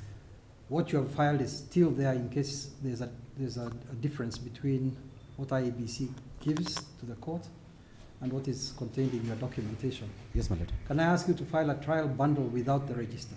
That's the only thing that will be missing. Yes, my lord. I'll do that. By trial bundle, I thought is what we normally do, a consolidated bundle of all the pleadings. All pleadings for trial. For trial. I don't want for applications. Yeah, so that then if we file separately, we'll have 3 separately or differently done trial bundles. So maybe we can just say, as we do the petitioner's trial bundle, course. each party to do their trial bundle. Oh, of course. That one, my lord, will do. That Yeah, one will do. That's the way it would be done. I wouldn't expect you to do a trial bundle for them. Very well, my lord. You That might one put will in documents they don't want to use. do. That one will do, my lord. We Okay. do that. So it's a trial bundle then for each party?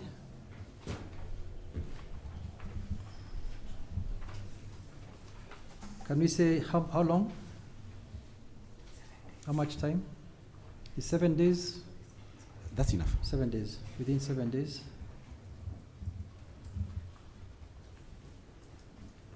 G, deposit of security for costs. I think that was done. I have seen the receipt. Is there any issue on that one? My thoughts? Let counsel speak. Well, I was trying to guide him because I had him raise the issues, and I was reminding him that we are dealing with the petition number 2. Okay. No, I was just raising something before we move to security for deposit. Yes. On the time interval for the trial bundle, noting that we may be surprised with new documents and take time to prepare something. I'll give you 14 days. Let's do 14 days. Very well, my lord. There's no emergency. We'll be dealing with the applications in the next number of days, or maybe first 2 or 3 weeks. So the actual trial will begin a little later. So let's do 14 days for the trial bundle. Deposit of security. Is anybody objecting to that deposit? Or has anybody not seen that the deposit was filed? Okay, let's move on to the next item. Court proceedings and transcript protocol. I don't know whether the ICT people have already issued you with the standard operating procedure for how to speak in court and how to ensure that you are heard. There was a document I saw. Yeah. Have you been given a copy of this document? You have? All right. The guidelines for digital recording. So we can see that has been done. You will also be responsible for ensuring that the parties that you are representing and the witnesses understand that they have to speak up, speak into a mic, say their names every time they speak. Can I take that as agreed? Transcripts, I think we mentioned this earlier. The transcript of proceedings will be available on the second day. So today's transcript would be available on Saturday, but probably available to you on Monday. You have an opportunity to look at it. It will be a transcript, so I don't think there will be too much argumentation on it. I don't expect there to be. You'll have an opportunity to look at it. Just in case we have missed a whole page, you will let us know on the third day. That's what item 6C2 refers to. 6C2. If you want a printout of the proceedings, I understand there's a cost of 60 shillings. Is that still the same? It's 1,000 per page for the whole proceedings. Oh, you should charge make a better deal than that. So it may be very long. Okay, so it's 1,000 shillings for all proceedings, for the full proceedings. As I indicated, I will be writing proceedings such as I am doing. They will be notes rather than proceedings, which are personal. Let's look at some pretrial matters. There's a question of mandatory consolidation. because the two petitions, number 1 and number 2, relate to the same election, they should be heard at the same time in the same hearing. Now, you want to speak before me? No. Sorry, my lord, I thought you were done. I wanted to rise on. No, I am not done. I'm going to make a suggestion. I have seen that there's an application to strike out that petition. And submissions have been filed by all parties other than the petitioner. So my presumption is that given the clarity of the law on that question of deposit, I do not expect that that matter will be proceeding. Is that correct? That matter in terms of the petition? Yes. Petition number 1. My lord, we have put grounds and we have explained the reason why we are here, we are where we are. And it was anticipated that at this point, the two petitions will be consolidated because petition number 1 is one item in petition number 2. So that then upon consolidation, that issue of the security deposit, which has already been deposited in number 2, will be moot. Yeah, but petition number 1 has no security deposit. That petition cannot be consolidated because it does not comply. Very well. Maybe what you can do, the issue of security. In fact, I was going to make it very easy for you. Yes. I was going to say, instead of us taking a lot of time on petition number 1, yes, which is subsumed in petition number 2, yes, withdraw petition number 1, and we'll deal with that question which you have raised in petition number 1 in petition number 2. It's the same question, isn't it? Yeah, my lord. Yeah, that's what we are consulting here, and I can give you half a minute. Yeah, just we actually consult and agree. In 1 minute. Yes, my lord, that would be sufficient. Who is the lead counsel?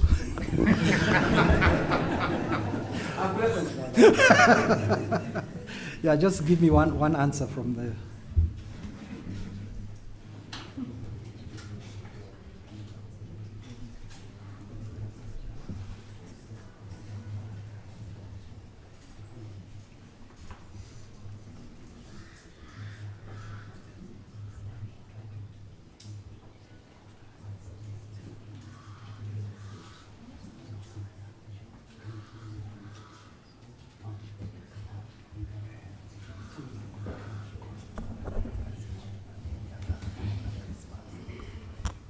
Okay.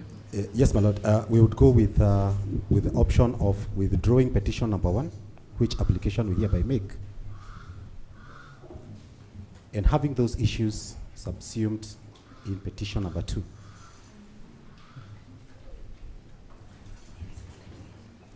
And with no orders as to cost.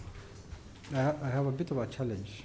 Yes, my lord. Petition number 2 Yes. takes over some of the items in petition number 1. Yes, my lord. Those are the ones that are subsumed. Yes. When you say that it is withdrawn, but the items in it are taken across to petition number 2, there's a bit of a difference. Yeah, my lord. What is in petition number 2 is what we will continue with. That's fine. We can still argue. Yeah. On our side, we can still argue those issues in number 2. So I think we can just make it simple for you. Petition number 1 to be withdrawn. Yes. In your case, you pray that it be without an order of costs. My lord.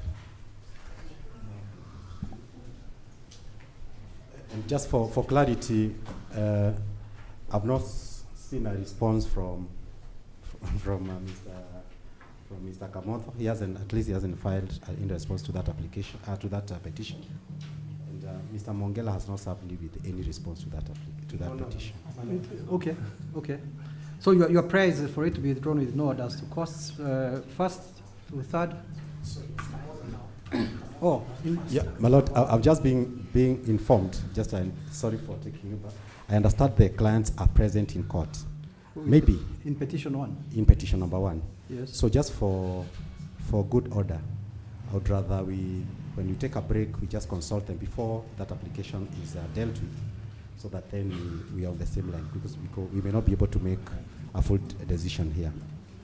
They're in court here. Yeah, I can see the wisdom in it, but then maybe the petitioner will see it differently.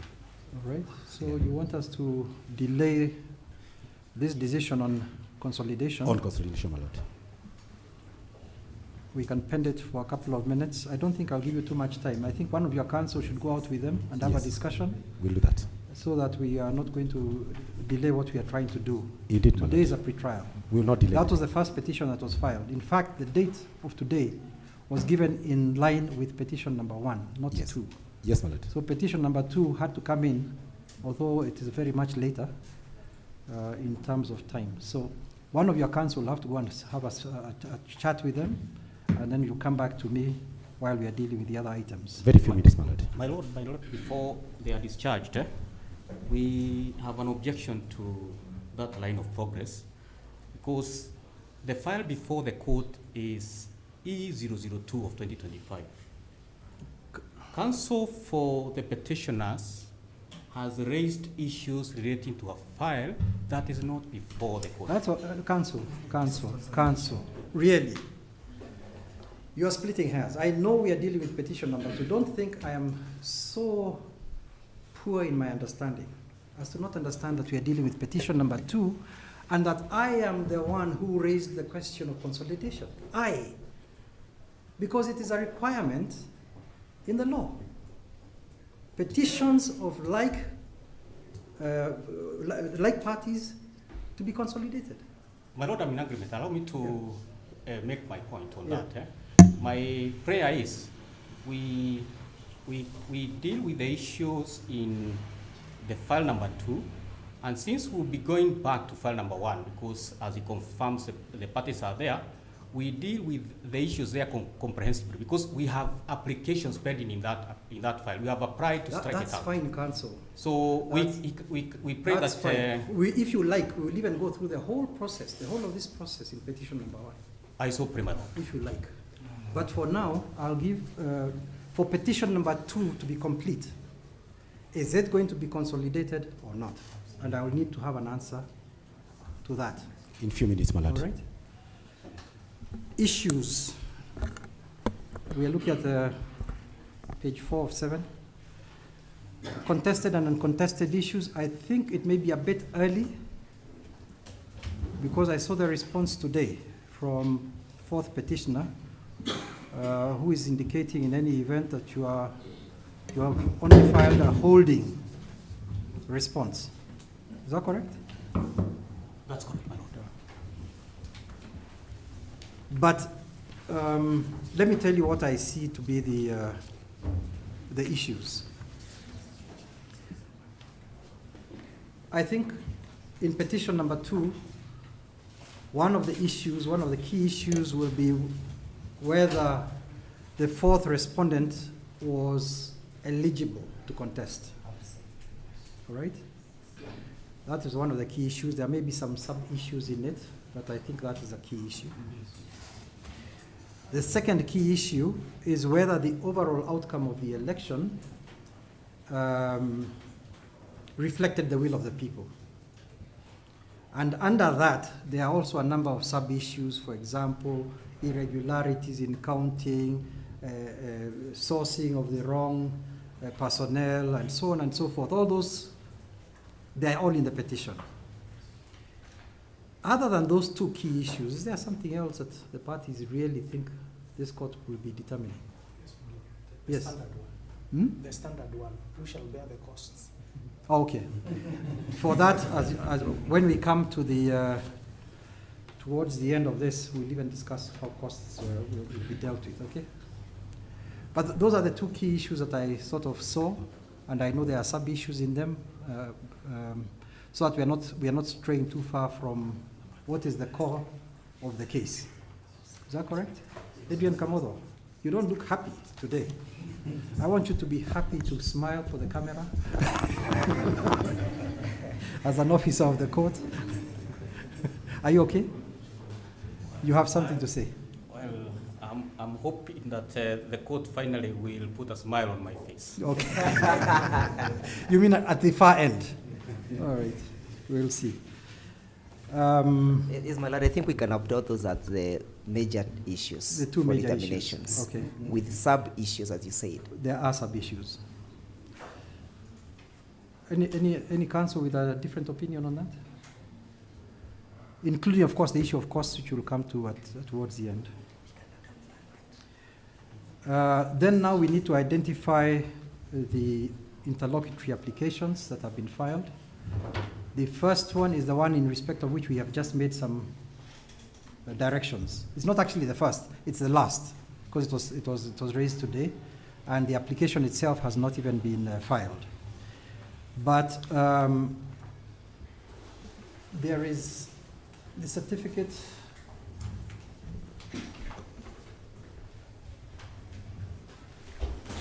I think it's here. The notice of motion and certificate that came up on 22nd December by the petitioner. Yes. And I think I only dealt with item number 2 in that notice of motion of 22nd December. Yes. Items number 3 or prayers number 3 to 9 are yet to be dealt with. Yes, my lord. So those will be the subject of responses and directions today. Can we give directions? Yes, we can. Okay. And perhaps maybe, I don't know whether there is any that is objected, because if he's conceding to some, then, or all of them, then we don't need to do much. Let's see. On applications, that is the notice of motion dated 22 December.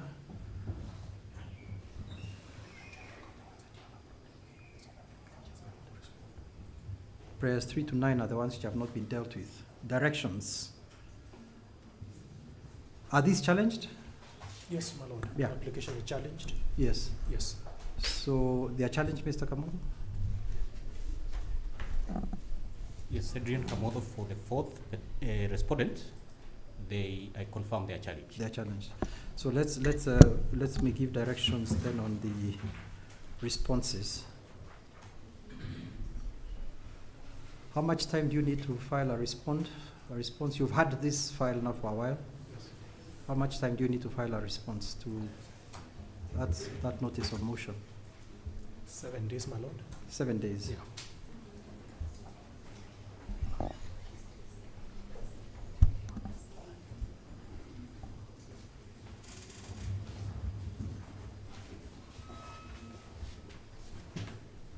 Filed and served within 7 days.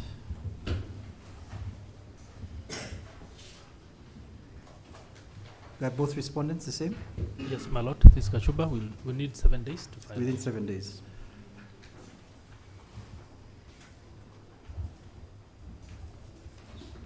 Fourth respondent, also 7 days. Do you need to file a response or Yes. reply to that response? Yes, a rejoinder in 7 days on both, which can come together with submissions. It can come with submissions. Yes, my lord.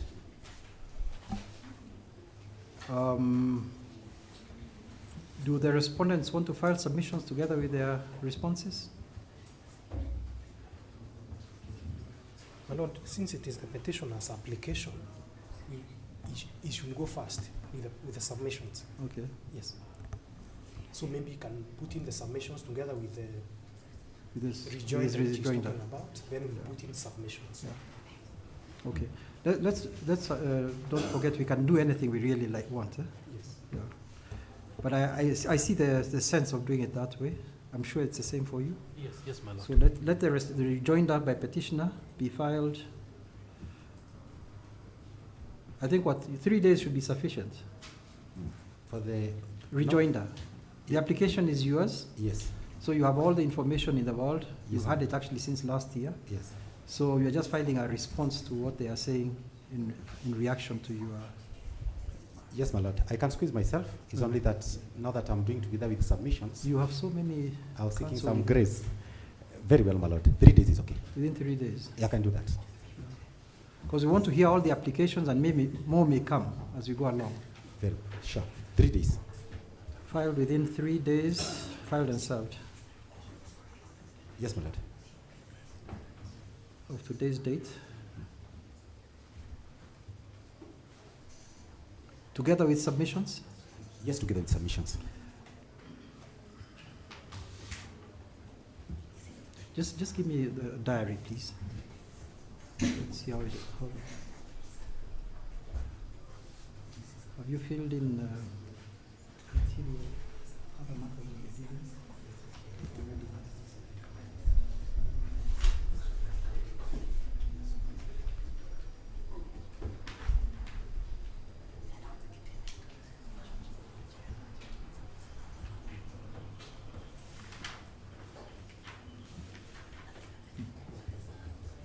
Some of these matters will suffer. Yeah.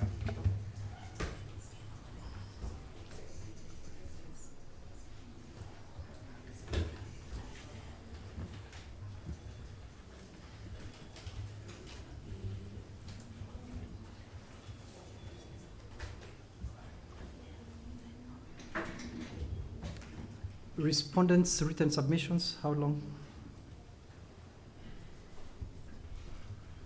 My Lord, we are ready to do that 3 days upon receipt of the petitioners, applicants. Same come up? Same for us. 3 days. Within 3 days after being served.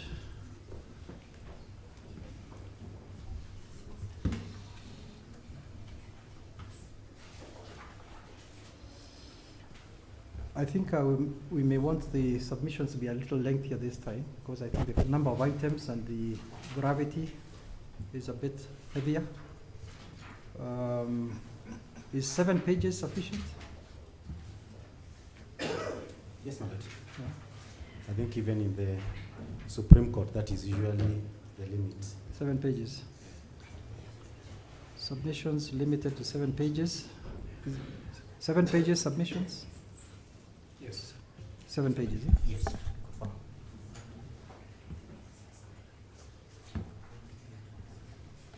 To which authorities duly highlighted shall be annexed?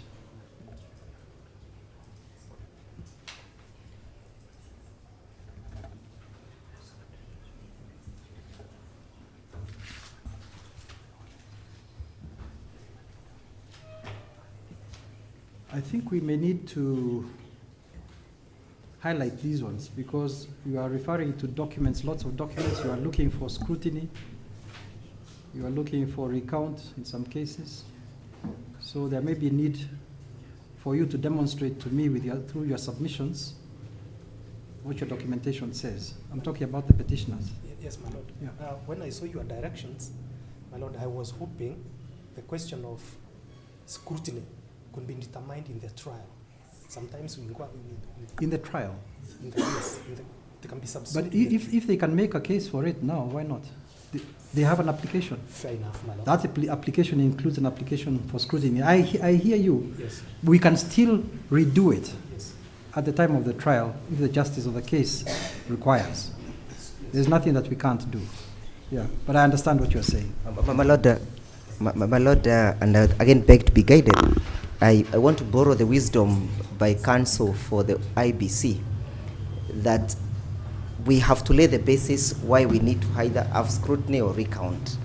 My Lord, would it be sufficient enough to lay the basis through the affidavit, or we might have to have the witness at the dock and lay the basis why we need recount or scrutiny in a particular polling station?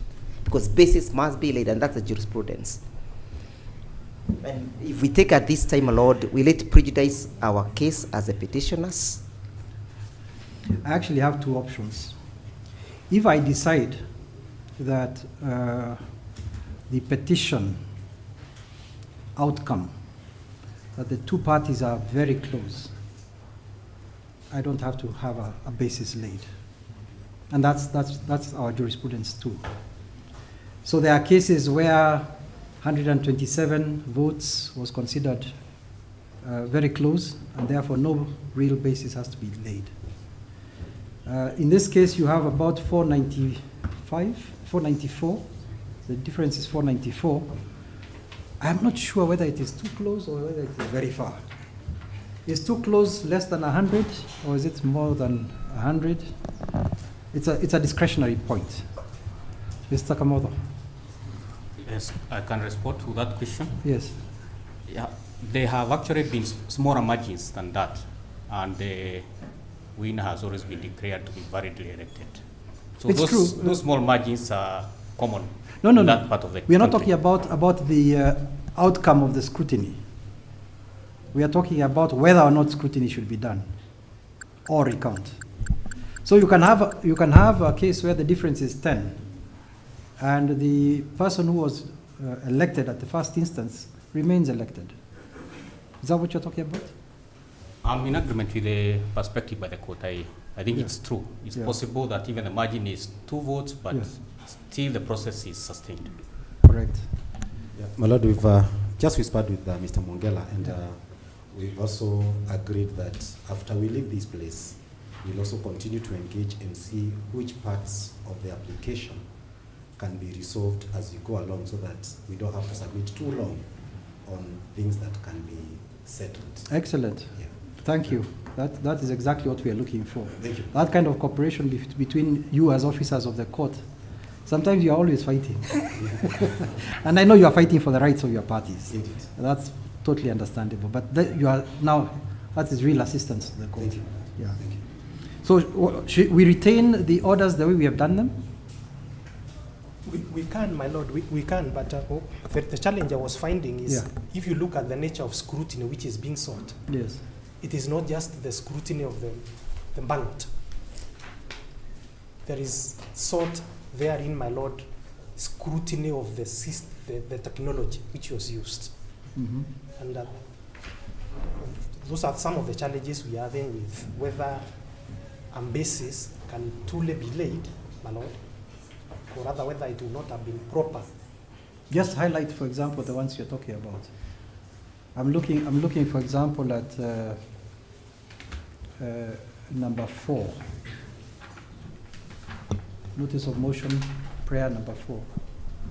Yes, my lord. Is that one of them? Complete Kian's logs, yes, those kind of things, my lord. Complete Kian's logs, Kian's servers. Yeah. My lord, we would have wanted you to hear the witnesses so that you know whether there is anything which is questioning the Kian's logs.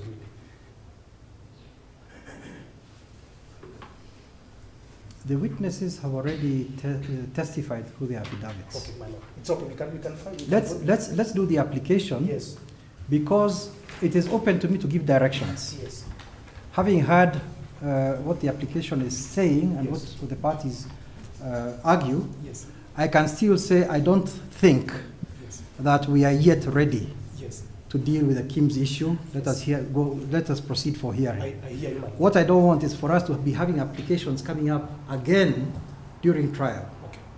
Because we are going to, today, we will discuss when is the last application going to be made. Thank you, my lord. Okay? So that we have a roadmap. When we set dates for trial, it's just trial. We will not be having applications pending as far as possible. So let's retain the orders the way we have given them. 7 pages of submissions with authorities annexed, duly highlighted. Then the second application, we have already given orders or directions for it, and we concluded that. Is there something that we did not deal with in the second application, the one that came up this morning? That one we had already concluded. We had concluded. Yes, ma'am. All right. So for this particular case, I don't think we have any other applications. There is, my lord. Yes. There is an application by the 4th respondent. Oh, the one that was filed today. Yes.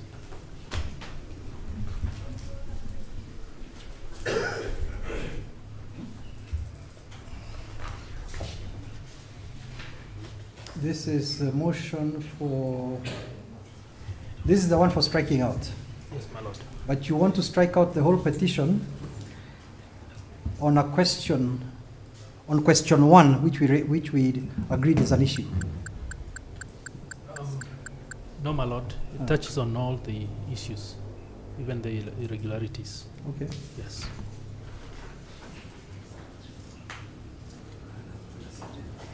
Maybe council can just supply us with, even if it's a soft copy. I think he has my number, so that then we can just have a look at it.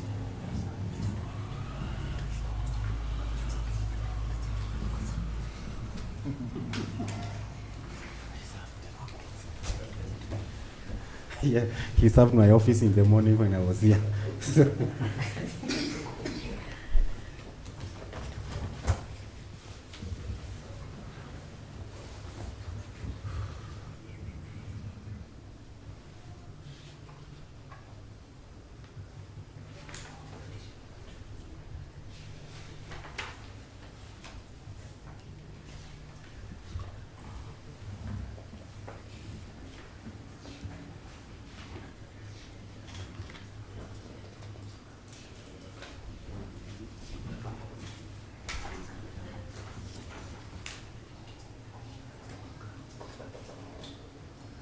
I see in your reliefs, even to the response. In your response, your relief is that the court lacks jurisdiction. Yes, my lord. That's our. Okay. I don't quite capture it, but maybe you'll elucidate. So we can take directions on this one. This is the application dated yesterday. It's dated 14th January. Correct, my lord. Yeah.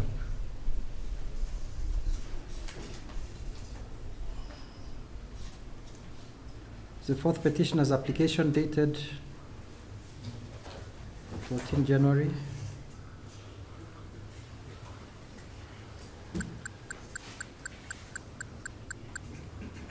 Directions, respondents, 1 to 3.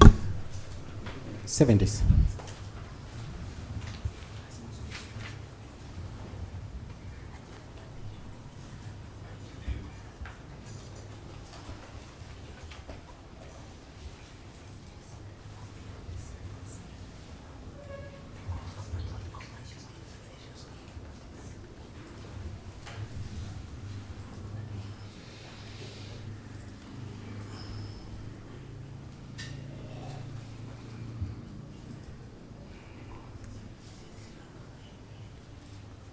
You file and serve a response within 7 days of today's date. Yes, my lord. IBC, Can you give us the same duration, my lord?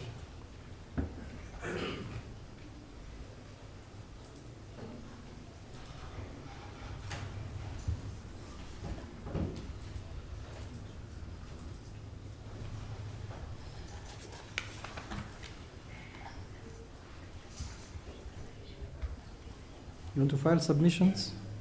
Yes, my lord. Mhm.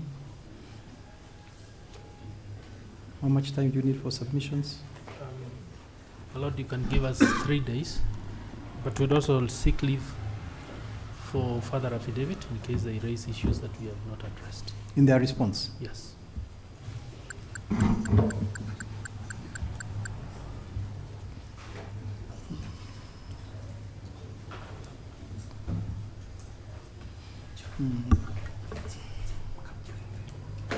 Why don't we give you the liberty now? That's okay, my lord.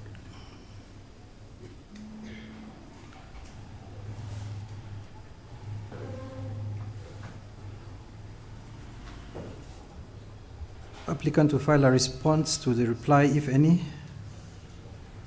within 3 days of being served.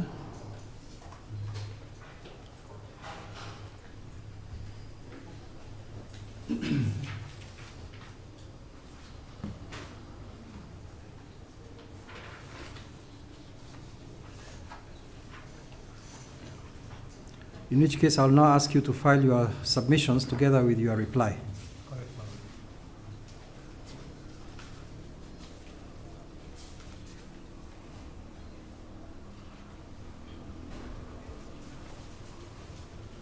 lord. Both respondents to file their submissions within how much time? 7.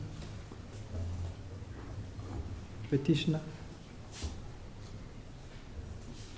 Lead counsel, you're not speaking. The other counsel who's speaking a lot is busy. We were consulting on how we will help the court.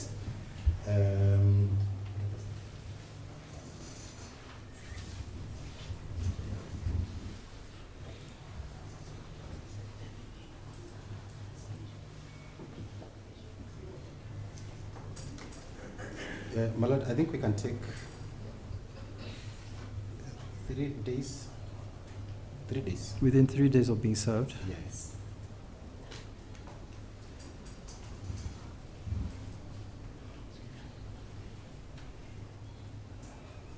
Respondents to file written submissions within 3 days of being served with the applicant's submissions. Written submissions not to exceed. How much time do you need for this in writing? Maybe 7 pages, my lord. 7 pages? Yes. This is a small application, I thought. Although it's a fast striking out. Huh? Yes, that's why we need that. 7 pages. Written submissions not to exceed 7 pages in all cases, to which authorities duly highlighted shall be annexed.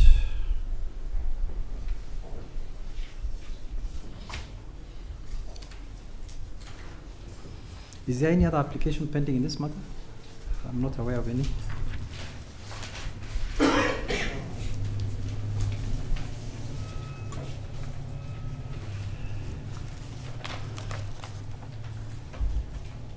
Would you be agreeable to hearing both, all the applications on the same day? Yes. Yeah? Yes. So that you're not also coming up and down all the time? Yes. Or would you be happy to do it virtually? Does that make it easier? Yes, No. being applications, Mm. we can highlight, furthermore, we'll have found submissions anyway. Yeah. We can highlight virtually. Applications, we can come here for the hearing. Okay. There are those who may want to come physically. I can do hybrid. Yeah, that's fine. Because, my lord, given the volume of documents and documents flying left, right, center, perhaps even if counsel will be appearing virtually, let him just have one person here in court. At least, just in case we need to retrieve something first. Kamotho? On our part, we shall be glad to appear virtually. We'll be able to furnish any document Mr. Waduta will require on the spot, virtually, because it's an application. But for the hearing, then we can show up physically. Okay. So I'll do it hybrid. Those parties who want to come here physically can come physically. Give me a date for the hearing of the applications. There are now 3 applications. On the 12th of February.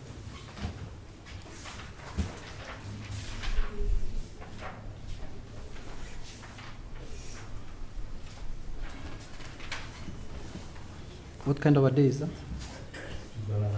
Thursday, 12th of February? Is that agreeable to the parties? Any party that's for which that date is inconvenient? It's okay with me, my lord. Okay. IBC is okay. Kamotho is okay.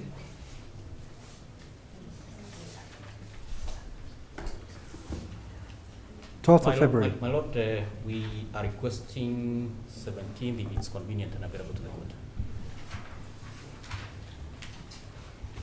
How does 17 look? It's a full day.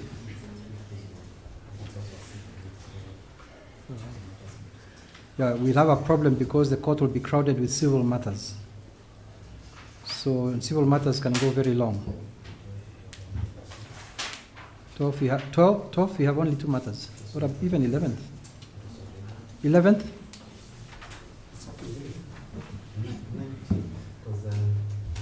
Getting that week is a bit. Yeah. Unfortunately, we had already taken dates for the normal calendar because we didn't know about the petition being filed when we were taking dates last year. So we are trying to look for dates where you don't get inconvenienced. Let's try the 12th. We can try the 12th? Yes. 12th? Yes. 12th? Yes. All right, thank you so much. 12th February 2026. In our diary, will it be the first matter?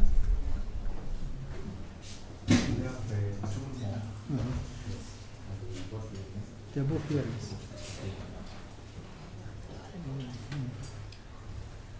Do you see how many witnesses there are there?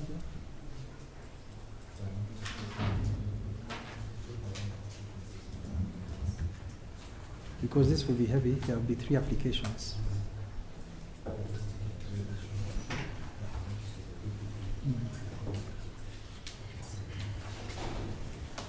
Can we have you at 9:15? 9:15 on that day? Yes. Yeah.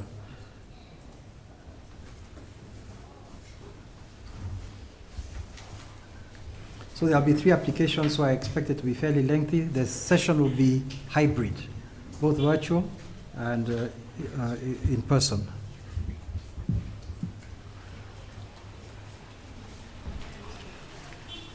All right. We look at witnesses. I don't think we can deal with witnesses for petitioner number for the 4th respondent, because your witnesses you don't know yet, isn't that? Is that what I had understood? Yes, that's the position, my lord.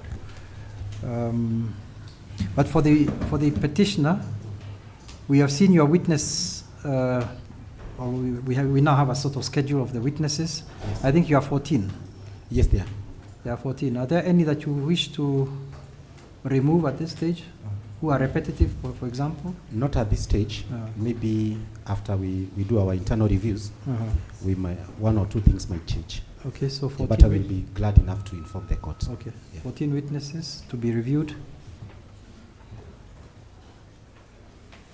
IEBC, I think we saw, 4 witnesses?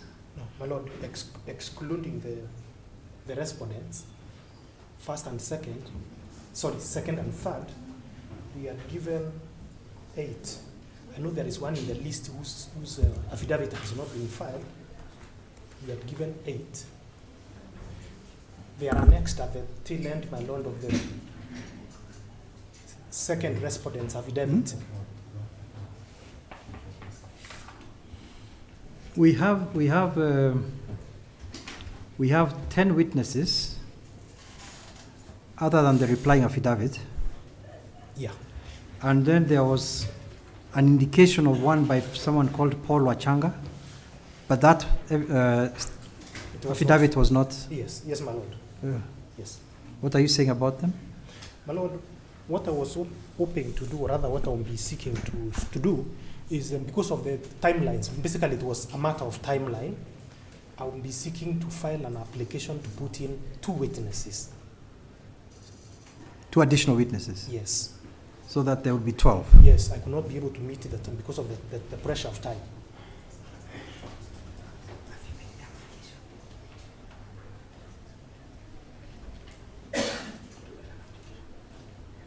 Will there be any objection to that? Yes, my lord. My lord, my name is Dego Njiro. Council needs to be clear whether he's moving you with that application now or it is filing an application, because to the best of my reading of the rules is that we are here for a pre-trial because pleadings are closed.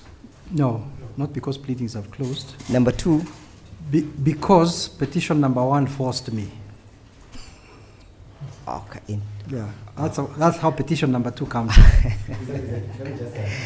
Let me just clarify that. Yeah. Well, while I want to give leave to him to respond, then, okay, I'm well guided then. Yes, my lord, maybe I can clarify to my learned friend, Mr. Ndegwa. I'm seeking leave to file an application to introduce those affidavits. My lord, it will be determined in the application. You cannot say I won't file an application. I'm seeking to file an application informing you, my lord, within 3 days. Okay. Yes. Yeah, my lord, let's just make it simple for Mr. Mongela. From our end, we don't have a problem. He may not even need an application. Let him seek leave, and he gets leave to file the affidavit.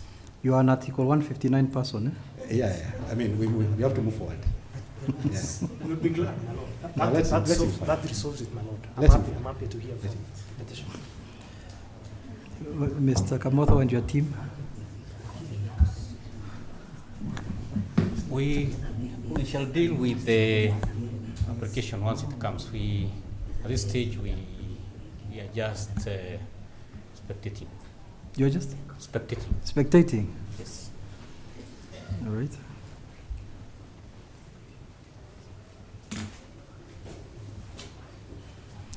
So we know we have 14 witnesses for the petitioner. We have 10 witnesses, potentially 12 witnesses for IEBC. And there doesn't seem to be opposition to allowing them to file two additional witness statements. Is that correct? Is that correct? Yes, my lord. No objection? Yes, and also from us, no objection. No objection.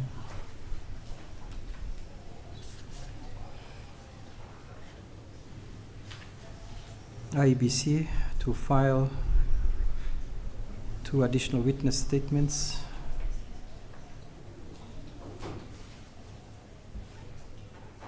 How much time? My lord, since I'm doing some filings by Wednesday, let it also come by Wednesday. 3 days of today's date. Yes.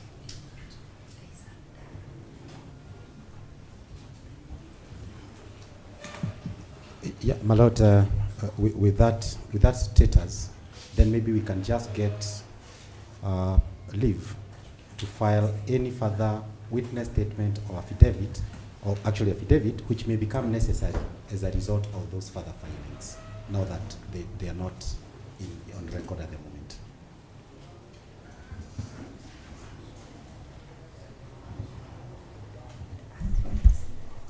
Petitioner is My Lord, we will pray that the same benefit be extended to us.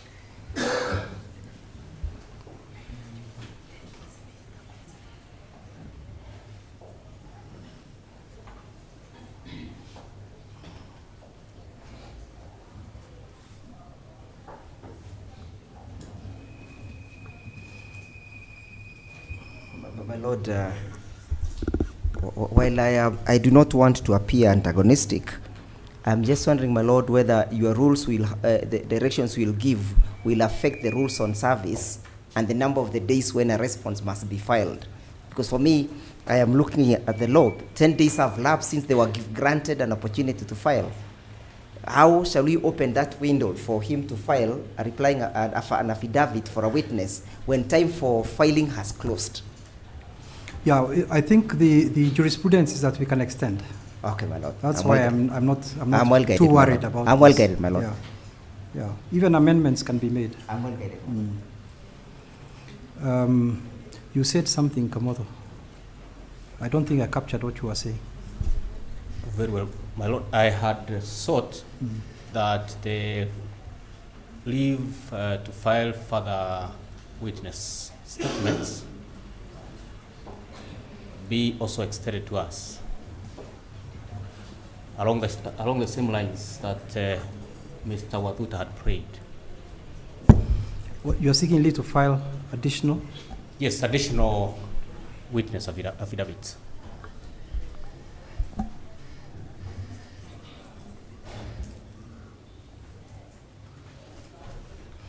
Is that objected to?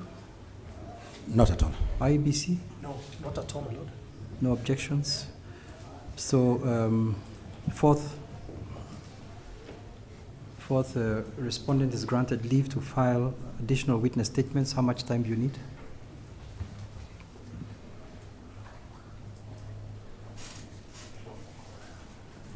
Fourteen days will be sufficient. Within 14 days.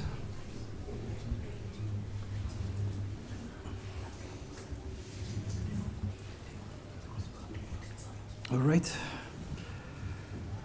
I think we have 14 days. Oh, within 14 days also. Yes.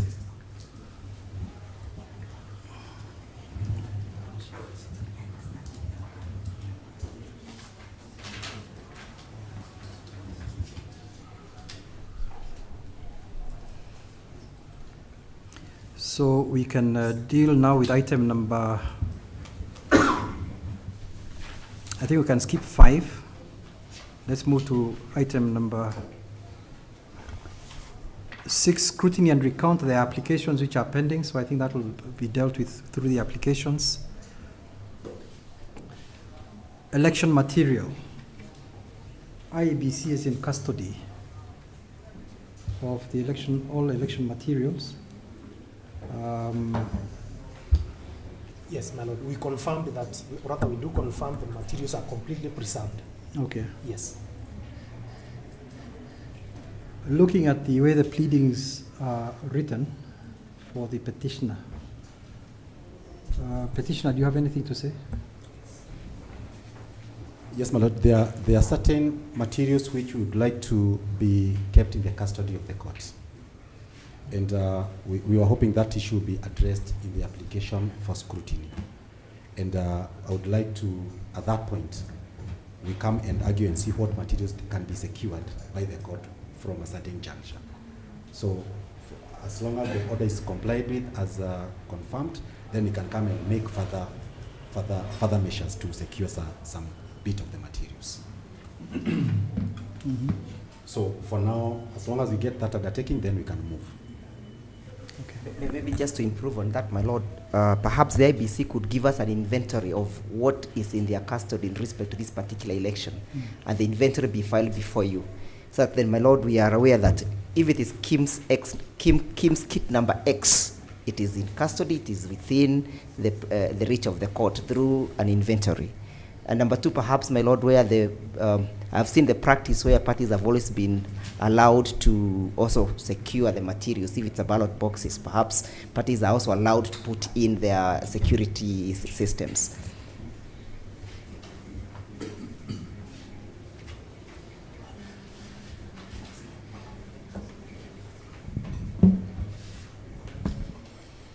Anything from Mr. Kamoto and your team?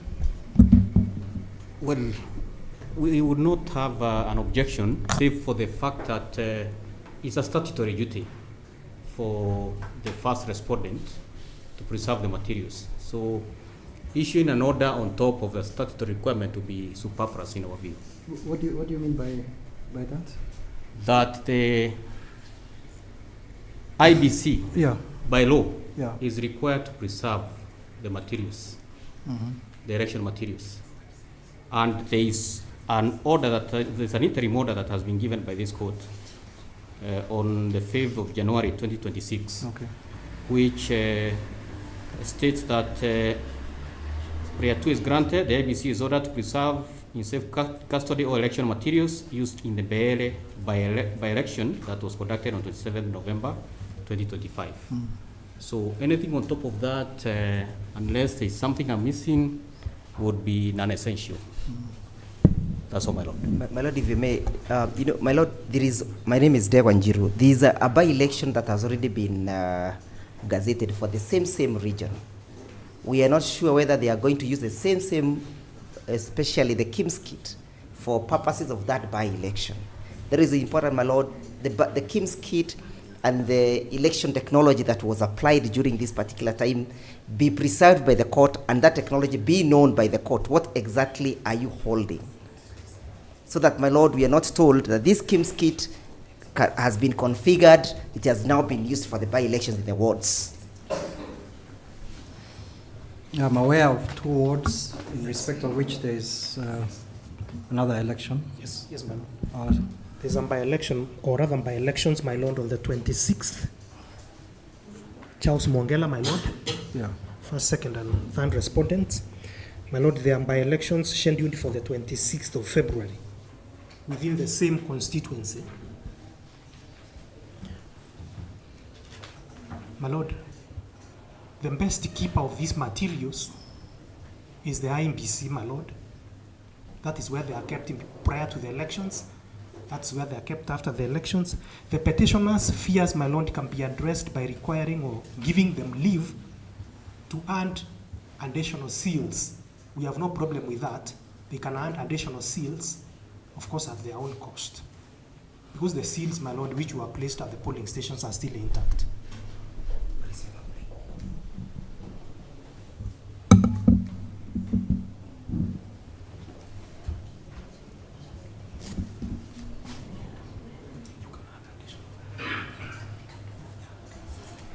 There was a question which was raised by Mr. Ndegwa about the items that you may be using for the 26th. Yes, my lord. Are they the same, or will they be replicated in the other election? My lord, I think that's a matter we'll be required to consult.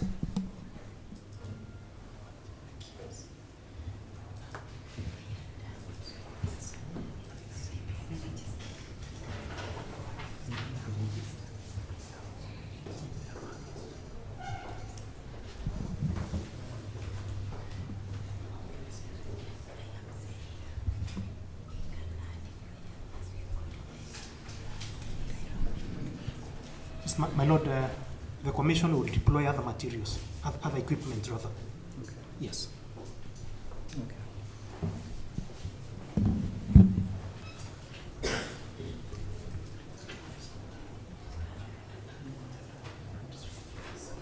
What is it? Yeah, Your Lordship, Kiragwa Dhuta.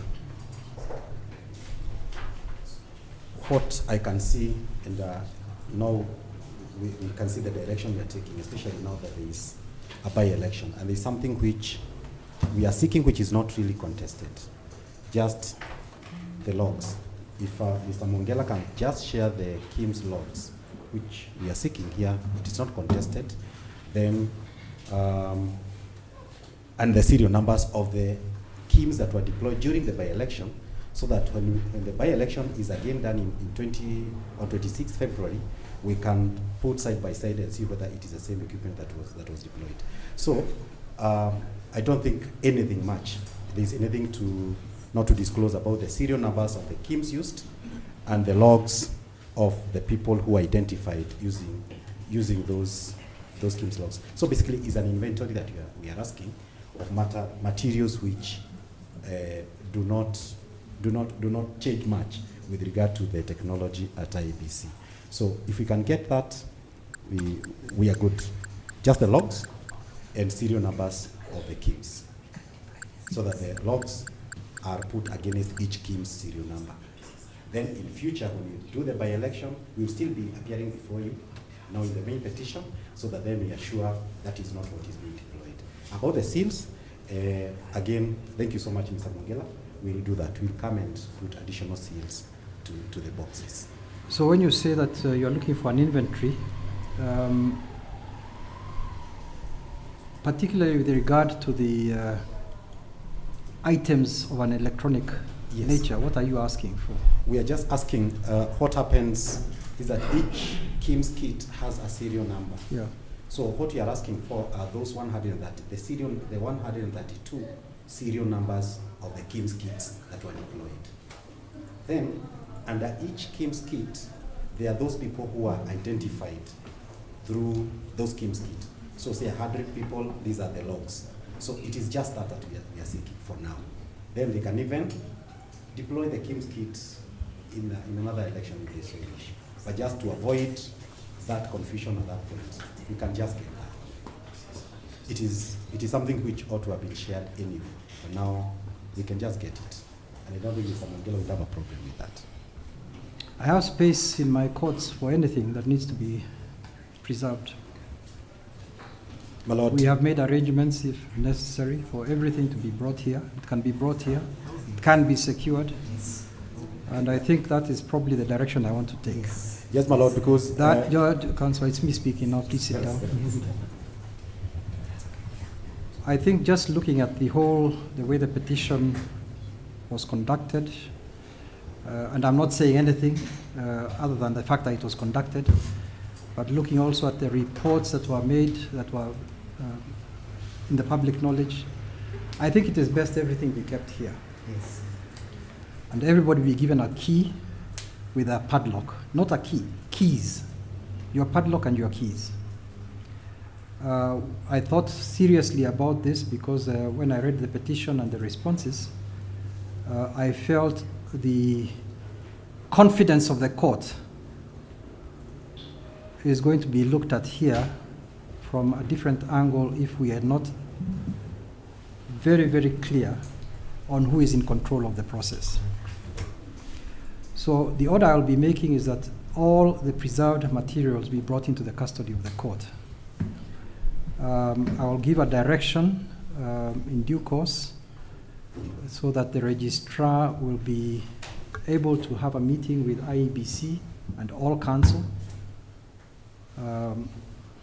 You will be shown where the materials will be kept. You will be able to see that we have secured it. There are places for 6 padlocks in the premises where you will be shown. Padlocks will be purchased by the court, and each party will be given its padlock and the 3 keys or 5 keys, whatever number of keys that come with the padlock. Nobody will be able to access the place, that premises, without all the parties being present or with their keys. And one of the directions I'll give in that regard is that if a party fails to attend on a date on which access to that room is required and therefore delays or causes delay to the other parties, we will break the padlock and they will lose access to that premises. Is that a fair way to proceed? Absolutely. Is that a fair way to proceed, Kamoto? It's extremely fair. Thank you. That's the order I'll give. I know ABC may not feel this is the best way, but you know, you are the ones who are respondents. And I'm not saying anything about IEBC by making this order. I'm just saying that the public, I think, will feel more secure. Yes, that completely. way. We understand, my lord. You understand? The context in which this is Excellent. being, yeah. We have ample security here. I think you've already witnessed it. And that room will be under 24-hour guard by armed officers. All right? So that's the way we are prepared for this, because we also have a fair amount of support. Since there are not 30 petitions all over the country, it's easier to deploy more facility and resources here. So that's the way I'll do it, and I'll give an order to that effect soon after this. All right? Yeah. I think for everybody's sake, it's better. Even for IEBC, it's better. Whatever you have, just bring it here. Busy yourself with the other petitions, with the other elections, I mean. Okay, don't be bothered with what is kept here. We'll only deal with what is kept here if scrutiny has to be dealt with. There are applications, aren't there? We'll deal with those things at that time. It may turn out that we may never have to open that place. If we don't have to open that place, we will give you the security. We have security. You'll be given security to take the things back to where they belong. And the officers, police officers, are available for that purpose, both for collecting and bringing here and for returning. Okay, so we'll make those arrangements. Yes, my lord. As we are well guided by the directions of the court. My name is Degwa Njiru. Perhaps, my lord, Mr. Mongela needs to inform us, because he'll be bringing the KIMS kit from all the polling stations in the constituency, whether we'll need to have a preliminary log-in for us to ascertain whether these are the actual KIMS kits that we're dealing with, or on a physical glance of it we can be able to determine. So that, my lord, the registrar will have the opportunity of taking record of what have I taken in custody. Why do I suspect that is the kind of order that needs to be given at a later date? Not now. Because right for now, let everything come here. It'll be kept here. No one will have access. The court itself, only the registrar will have a padlock with her 3 keys or 5 keys, whichever number we buy. And everybody else will have a similar number of keys and a padlock. So there'll be no access either way. If you need certain things, it will be actually much easier now for us to deal with what is needed at that time. Okay, on a merit basis. Okay. Mongela? Yes, my lord. We are ready to avail those materials as soon as the court is ready with the room and the security. Even tomorrow? Even tomorrow, yes, my lord. Shall we order tomorrow then? Yes, I'm with my team here, my lord. I'm with my team here. I'm constantly consulting.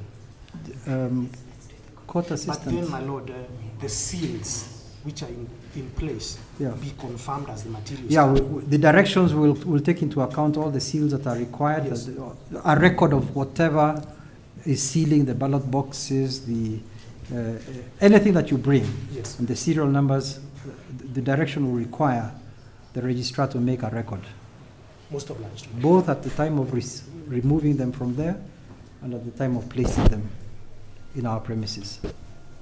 Okay?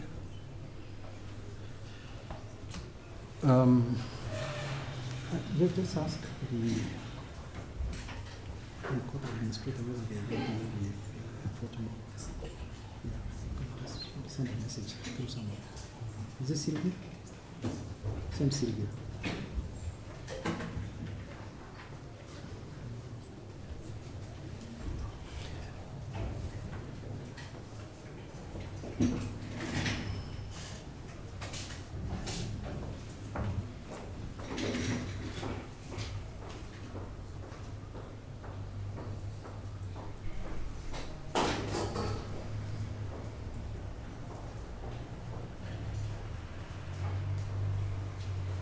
So all preserved by-election materials will be held in safe custody by the court.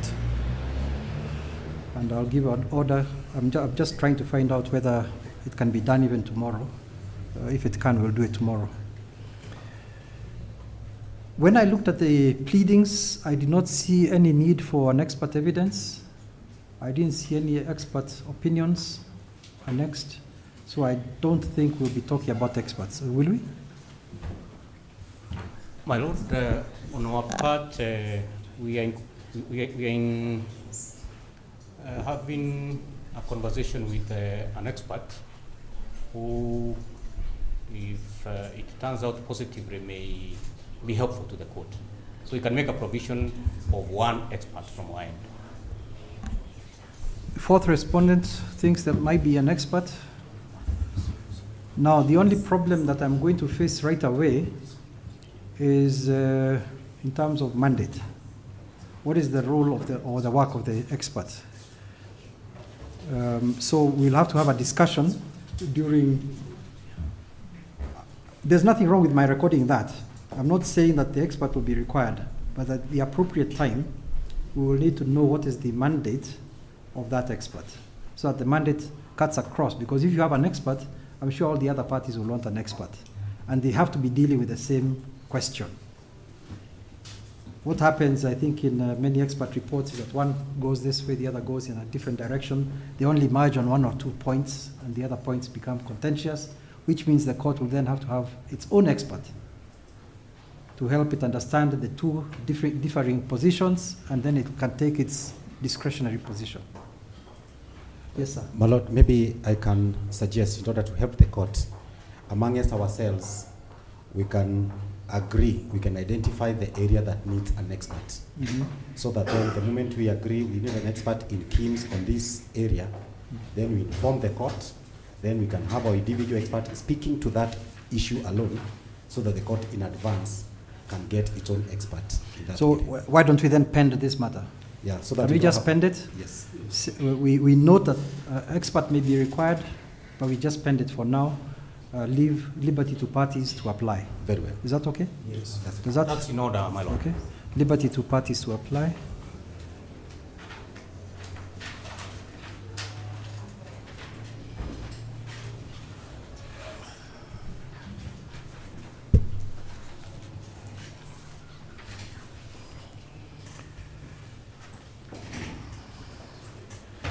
Item number 9, I don't think there are any other orders. We've been discussing issues as they arise.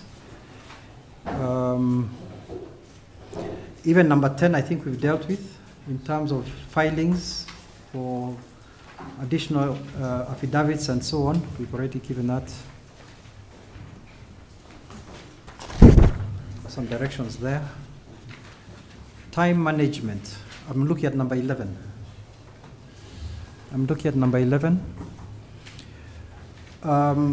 The way I do it is that each party gets a block of time. And your block of time is utilized by yourself whenever you're on your feet. So it's like a bank account. That's why we call it time bank. It's like a bank account. If you have 2 days, that's 24.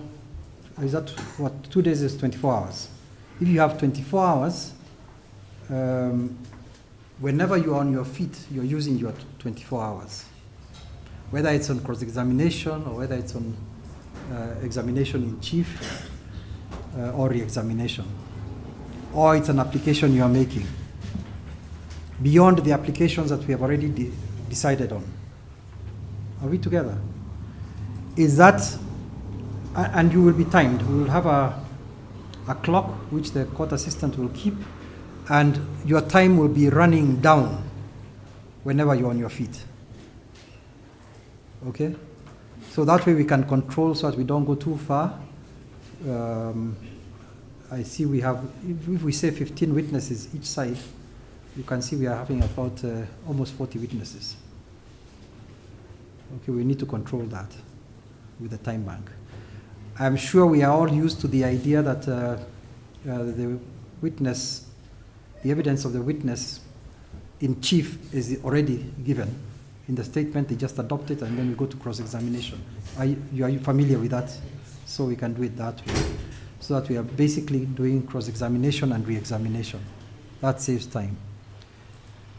Anybody who is in principle not agreeable with a time bank arrangement? Petitioner? Yeah, Name? not my lord. We are okay with that. Just say your name. I can see a note keeps going around that we are not speaking our names. They're very innovative. Yeah. My name is Kirago Aduta. Yeah, I'm okay with The time bank. Yes. Time bank arrangement. IBC? Charles Mongela, IBC. We are okay with the time arrangement. Okay. Adrian Kamodo for the respondent. Yeah. We would be okay with the bank Time bank. arrangement. Yeah.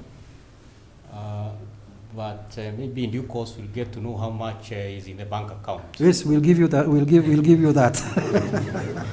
Once we have fixed the dates for the hearing, we'll agree on the account, the amount to be placed My in lord, the he account. has not invited you on the time bank. He has invited you on the bank account issue.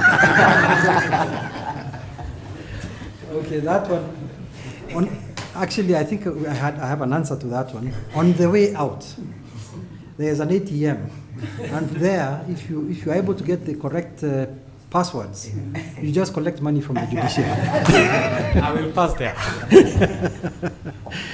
Okay. And the clock will be kept by the court assistant, and on a daily basis, you remember that the hearing is on a day-to-day basis until completed, and that we are only allowed adjournments for a maximum of 5 days at a go. So we'll try and put, if it takes us, say, a week, we'll try and take the whole week to complete. And if we have to spill over to the following week, there's adequate time. There'll be adequate time. Venue of the hearings, of course, at number 12 is Embu. There's no question about that. The start date of the hearing itself, I think we have to work backwards. The petition was filed on the 22nd of December. So on the 21st of June, there should be a judgment that has been read. So 21st of June, judgment is read. That's the last date. I don't work that way. I don't work on the last date. I try to say if a month before that, I could have read the judgment, then it helps me also so that I'm not last minute. So if the judgment is 21st June, can we say 21st May is the date of judgment? Then we can work backwards. We can take a date backwards.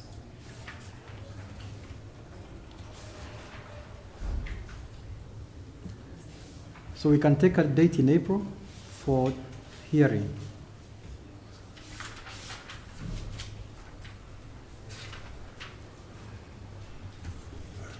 Actually, even before that, we can take a date in March.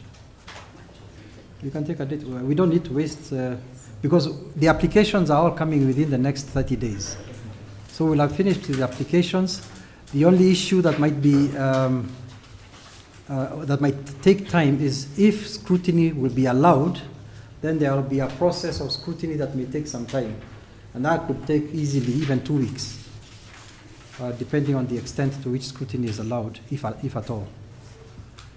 So we need some time in February, March for scrutiny.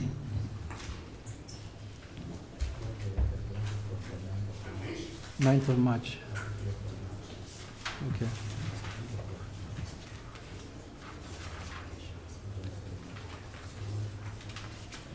Tuesday, 9th of March? Sorry, that's Monday. It's a Monday. Could we start the hearing on Monday, 9th March? My Lord, I have a plea Mm. in terms of the timing of the hearing. Yes. Adrian Kamodo for the fourth respondent. So I'm requesting Yes. that if it is agreeable and convenient to the court and to the other parties, we can take a date in April. Reason being,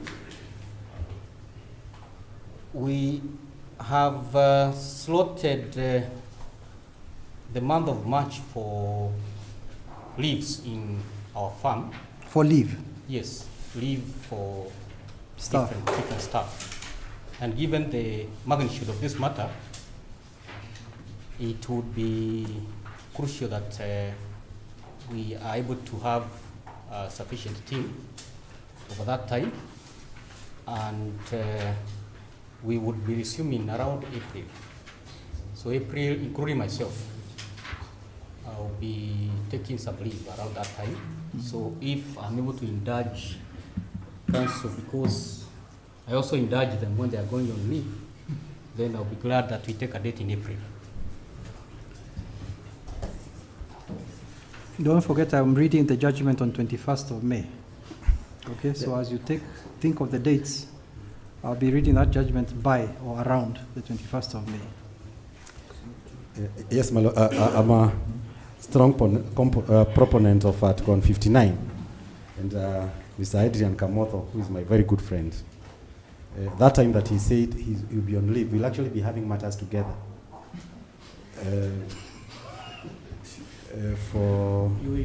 For the Supreme Court judges, they are coming that time. So I don't know whether he will stop their leave and come for those ones, or he'll also come and adjourn them. Nonetheless, because of the timelines that are very strict for these petitions, Mr. Kamodo with senior Mr. Kachufa, I mean, there are several advocates involved in this matter. So let us not push the court too close to the end, because it might be as well that there will be a scrutiny, there may be no scrutiny, you know, there are a lot of moving parts. So let us take the earliest date possible before other matters come and take precedence and start clouding our diary. Fortunately, we are here very early in the year, before our diaries become very tight. So if we start 9th of March, maybe we move for a week, you know, then we can adjust something else. But let us take the earliest date, because you also need to give the court at least a month to do a judgment. So 9th of March would be good for us. Mr. Kamodo, we are together in many matters around that time. So really, let us be here also. IEBC, let's hear you. Yes, my lord, Charles Mongela for first, second, and third. I'm comfortable with an early hearing date because of the magnitude of the witness numbers. Yeah. So that we're also able to write the submissions, and you are able to have enough time to write the judgment.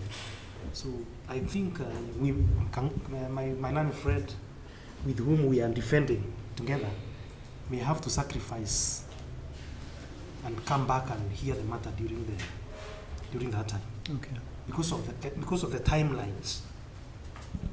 Okay. Kamodo, let's start on the 9th of March. If we need to shift some dates, we can still shift them. But let's fix 9th of March as tentative dates, and then if we need to shift, we can do so. When are your people going on leave? It's generally during the entire month of March, but I will be guided by the court. Yeah. And let your people know that constitutional duties override their leave. All our leaves. If you want us to work on Saturdays, I can get permission from the CJ. We can work on Saturdays to aid anything that needs to be aided. in terms of time. I appreciate guidance, my lord, Yeah. on the imperative nature of constitutional duties. Only that I'm afraid that I might be dragged to the employment court. Okay.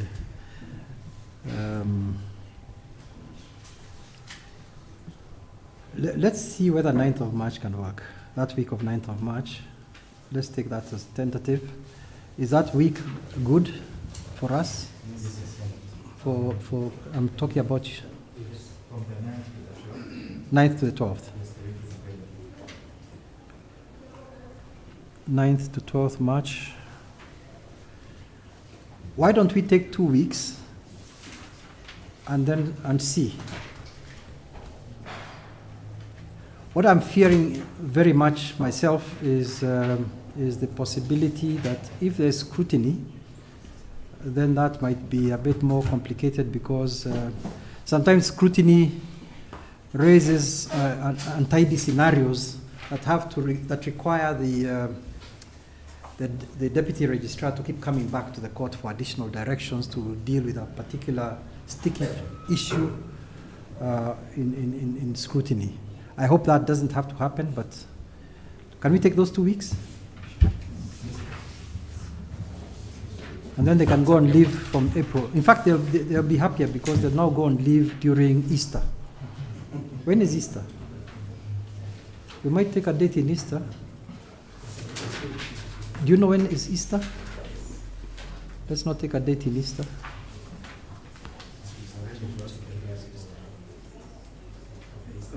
Okay.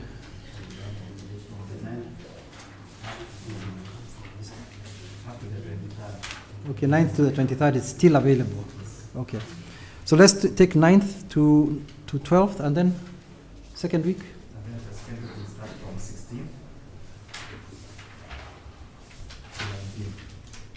19th is a Friday. Yeah. Yeah, I will not deal Fridays. We'll just take the 4 days of the week: Monday, Tuesday, Wednesday, Thursday. So 9th to 12th is 4 days. 16th to 19th. Is that okay? That's okay, my lord. Thank you. Thank you very much. Item number 15, we've already discussed no adjournments for more than 5 days in at a row. Now, perhaps when we are doing the applications, I'll give further directions on the hearing, particularly because all the parties' documents will now be in place, and their witness statements will be in a better place to give clear directions with regard to the hearing. So can we skip number 16, the hearing program, but generally have it in mind that we will be starting at 9 o'clock.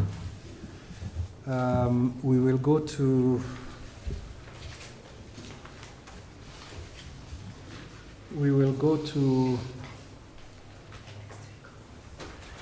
a health break at around 10:45. We will reconvene at 11, go to lunch break at around 1, and then end at 3:45. 3:45. After resuming at 2. At 2. We resume at 2, sorry. We resume at 2 and then end at 3:45. Okay. That's how the program will be. Okay. I'll detail it out. We'll flesh it out a little more when we come together.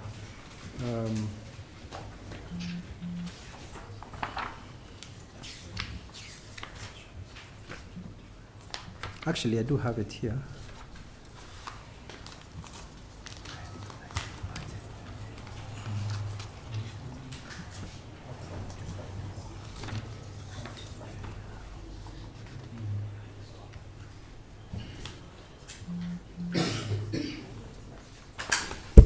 Just pass this to the council.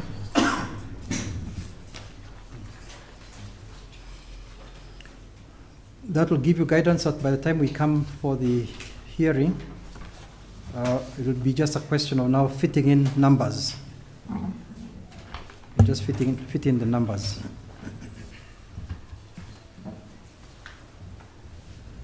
Can we jump to item number 16 now? That's a hearing on costs. I prefer to have a formal hearing on costs at the end of the hearing. So each party has to assume that they have won the case, and so you make your submissions on costs. And then when the outcome comes out, of course, then I'll be able to deal with the costs based on the information that you will have supplied through your submissions on costs. So there will be a hearing on costs. The date of that, of course, is not known. We'll talk about that. You are used to written submissions on a hearing, so that's what we will do. We will not depart from that. I'm looking at item number 18. You may want to highlight, most probably, because it's a big petition. I'm sure you'll want to highlight. We'll give room for that. I will make some directions on the money that has been deposited. We have the 500,000 shillings that has been paid in by the petitioner. So there will be directions on that at the conclusion of the hearing. Sorry, not at the conclusion of judgment. Item number 20, we've already fixed the dates. The directions emanating from the pretrial. I'm looking at item number 21.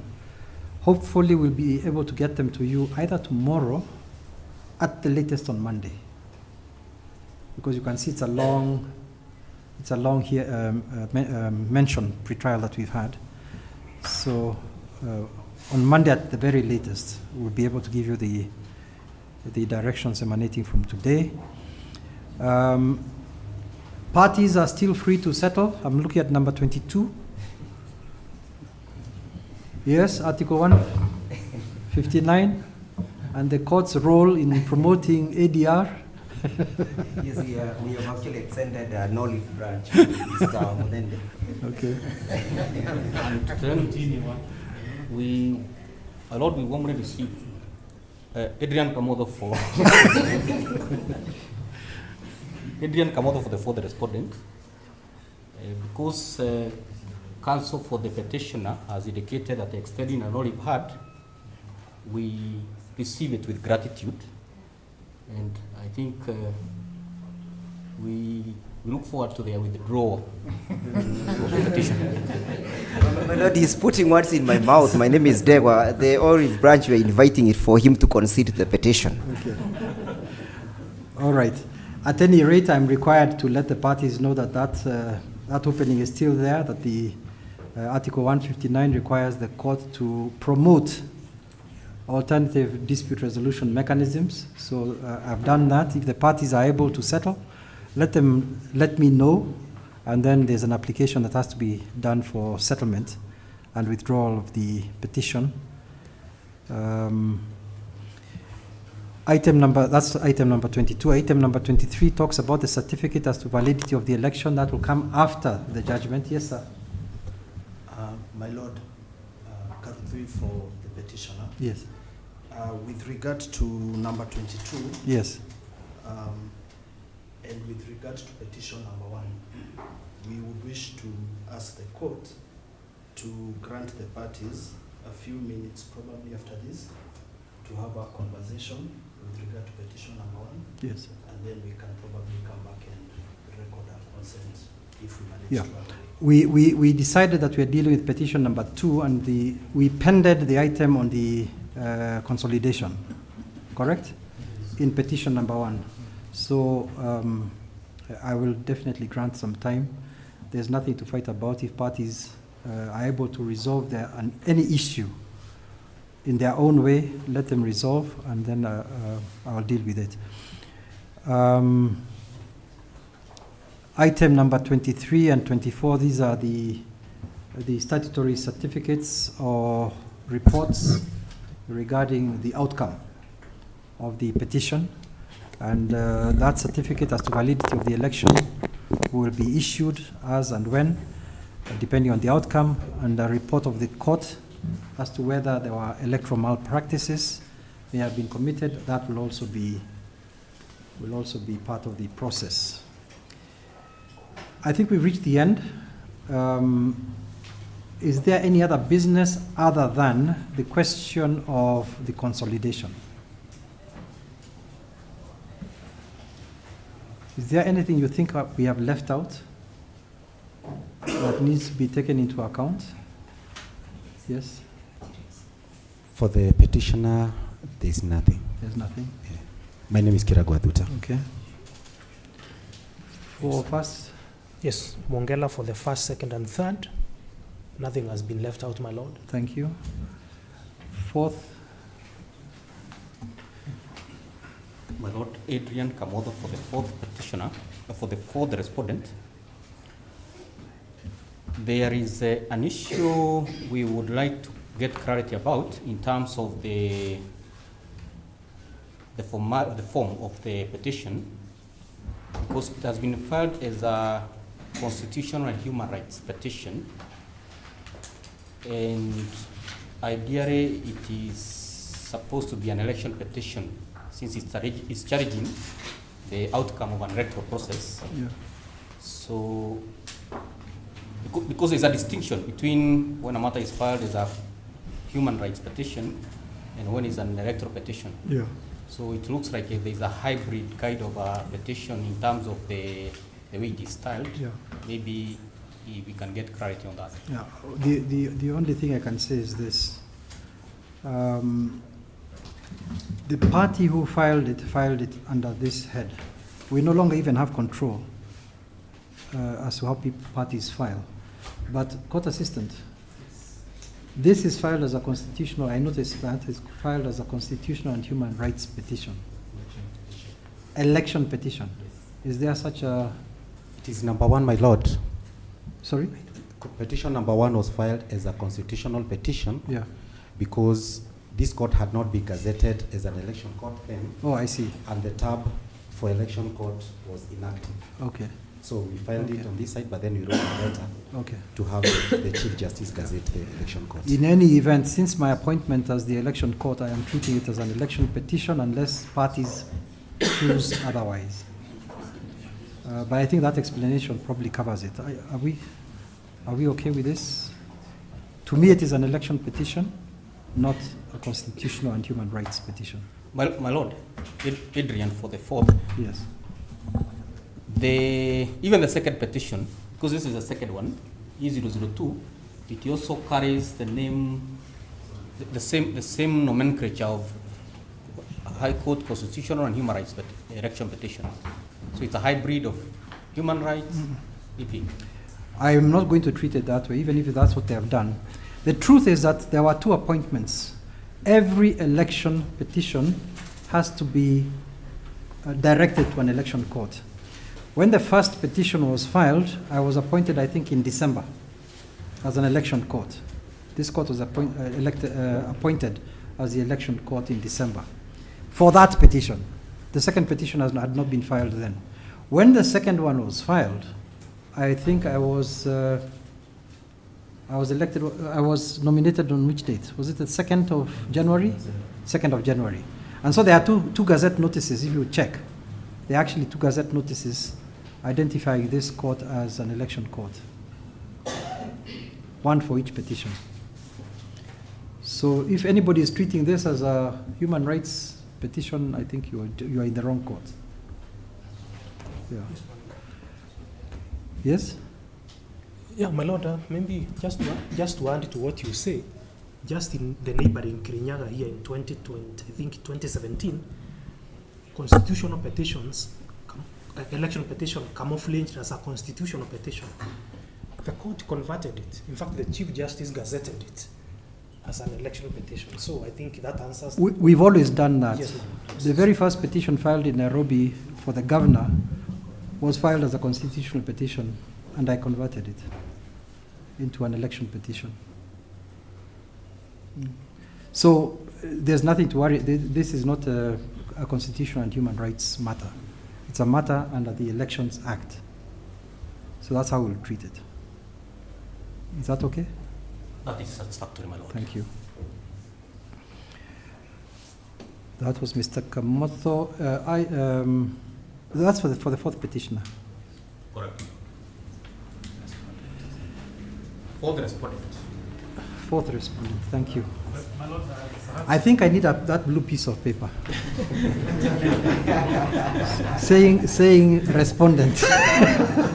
Because I keep saying petitioner. Yes, sir. My Lord, this is Gachuba for Yes. the fourth respondent. Yes. Seeking further clarification on the point that my friend Dr. Komodo has raised.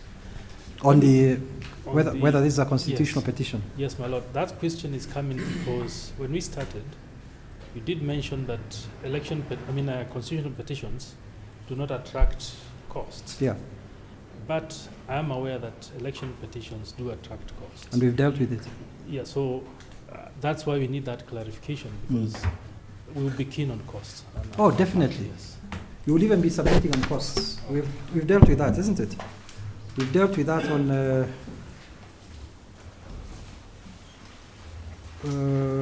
where did we deal with costs? Item 17, my lord. 17. Yeah, item number 17, hearing on costs. Every election petition, in fact, a deposit has already been made. So money will be spent by someone, one way or the other. Okay, so it is not a constitutional petition. I was just saying, for purposes of comparison, constitutional petitions do not carry costs generally, and that's a rule of thumb for the courts, or a rule of practice. I think it should change. Myself, in a different context. So is there anything else that we need to deal with in this petition? Because I want us to take a break now, so that everybody's health is better, and give you 5 minutes also to deal with the consolidation question, and then we come back for petition number 1. Is that okay? Yes. We come back for petition number 1 and to conclude the consolidation question in petition number 2. Yeah, Your Lordship, and thank you for that guidance. My name is Kirago. Perhaps the issue of petition number 1, because we may need to make more consultations.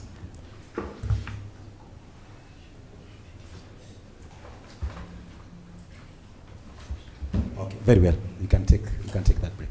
You can take a break. Yes. Okay, so we are journeying for, do you want to go for lunch? No, just a few minutes. 10 minutes only. 10 minutes. And It's agreeable. 10 minutes? 10 minutes? That's okay. All right, let's do 10 minutes break. And then oh, by the way, I am told the court administrator confirms that the secure room is ready and the personnel will be available tomorrow. So maybe that order will be for tomorrow. The order for preservation.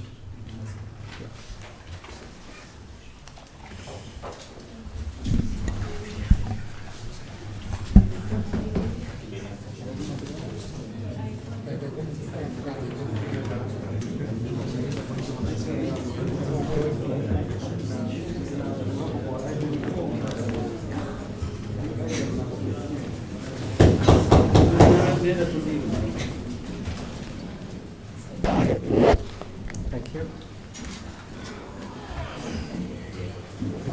Kumbe ile kajudo inatoka nje ya sasa.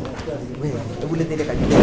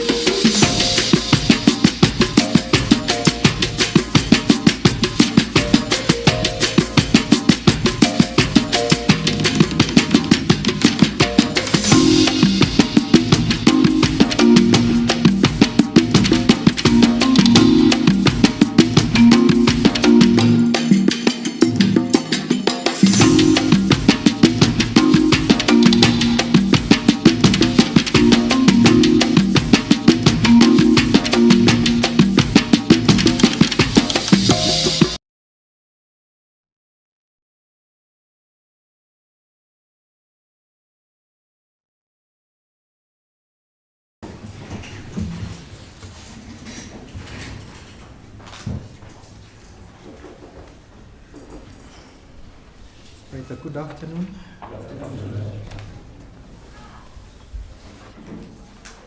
I think we were to deal with the consolidation and the question of petition 1. Yes, my lord.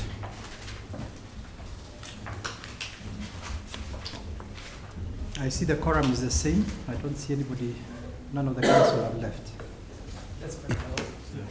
It is. Quorum is before.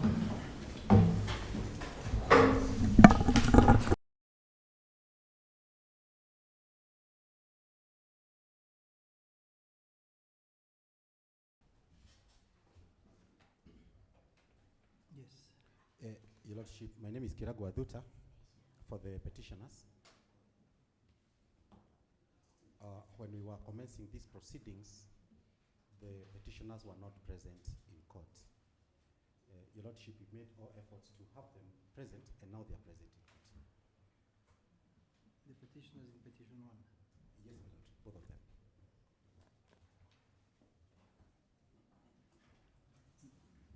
Where are they?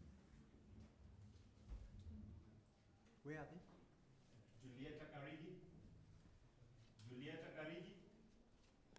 Patrick Getonga. I was just with them at the staircase a few minutes ago.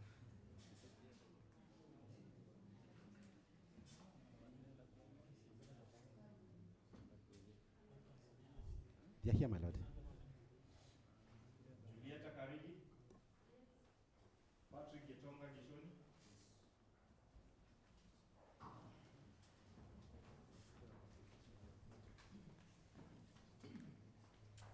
Okay. Yeah, and I apologize for their absence early in the day. During the break, we've been able to sit down with them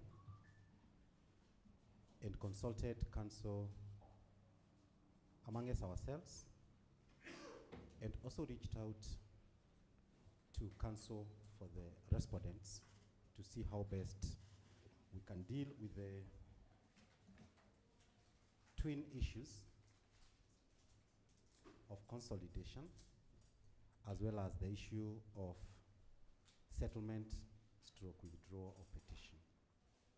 We thought we can deal with them together. And my lord, we have more or less aligned substantially, but our request is that you give us some bit of more time to resolve that issue and report to you latest on the day we are coming or 12th of February 2026.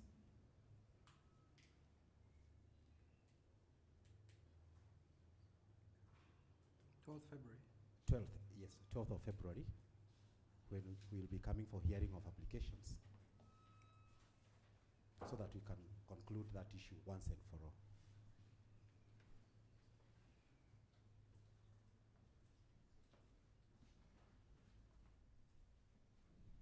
We note that by that time, all pleadings in petition number 1 will be on record, so that then we can take a definitive position.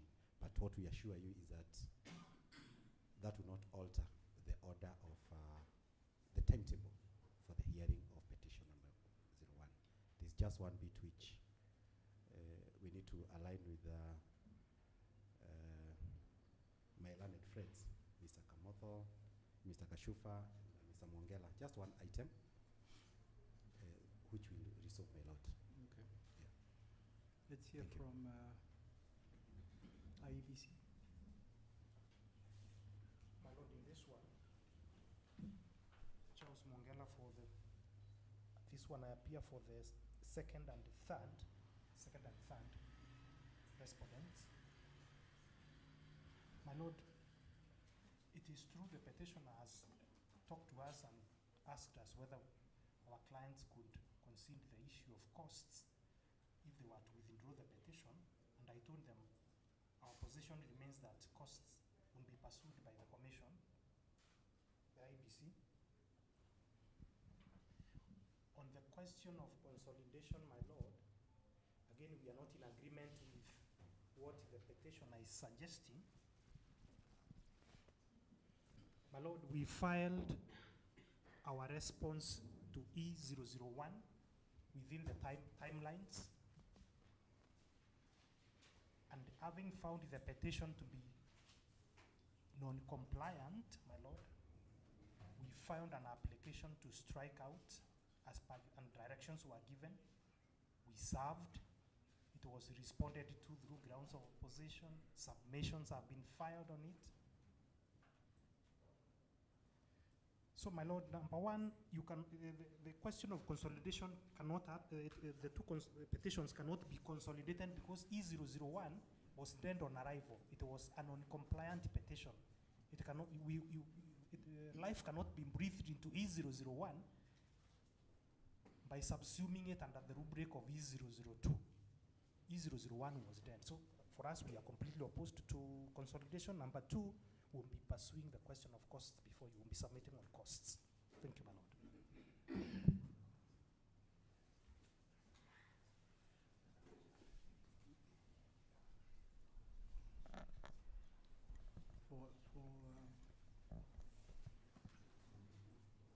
Lord Kashuba, for the first. Oh, it's first. Yes, it's first in this one. You are first in this one. Yes. Yeah. My lord, on our part,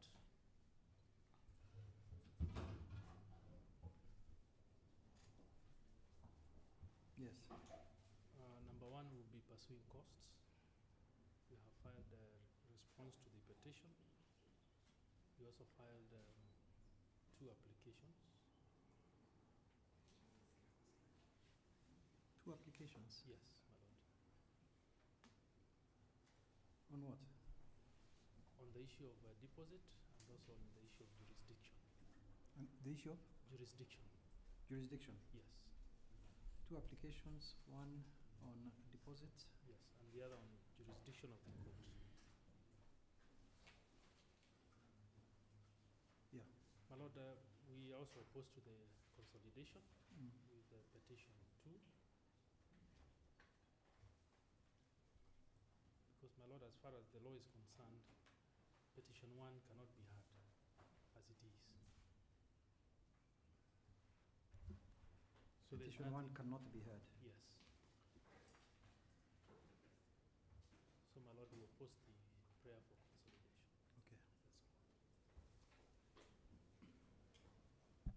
My lord, just to point out some additional. Adrian Kamodo for the 4th respondent. Oh, this is safe. Sorry. In this one for the first. It is clear in law, and it has been buttressed by the court severally, that the requirement for security deposit for costs is mandatory, such that a petition will only be deemed to be properly lodged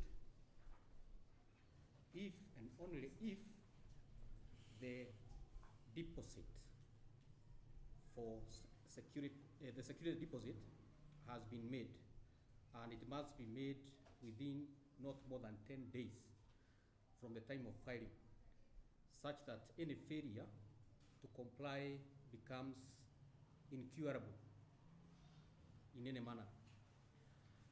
Now, there are consequences that are prescribed in law at Section 78 of the Elections Act for the failure to provide security for costs. And it is categorical in nature that if a petitioner does not deposit security, no further proceedings shall be heard on the petition, and the respondent may apply to the election court for an order to dismiss the petition and for the payment of the respondent costs. We have, in compliance with this provision, applied to strike out this petition, and we are also applying for payment of costs. My Lord, when this petition was served upon us, it was over the festive season over Christmas. We had to curtail all our plans and invest because of the timelines that are accorded to such petitions. Council, if you don't mind, you are now arguing on costs. You made the statement that you are going to be seeking costs, correct? Yes, we shall be seeking costs. You'll be seeking costs. Yes. Let's leave it at that. Let me hear if there's any response from this side, because they haven't filed submissions to your application. Let me hear whether there's a response.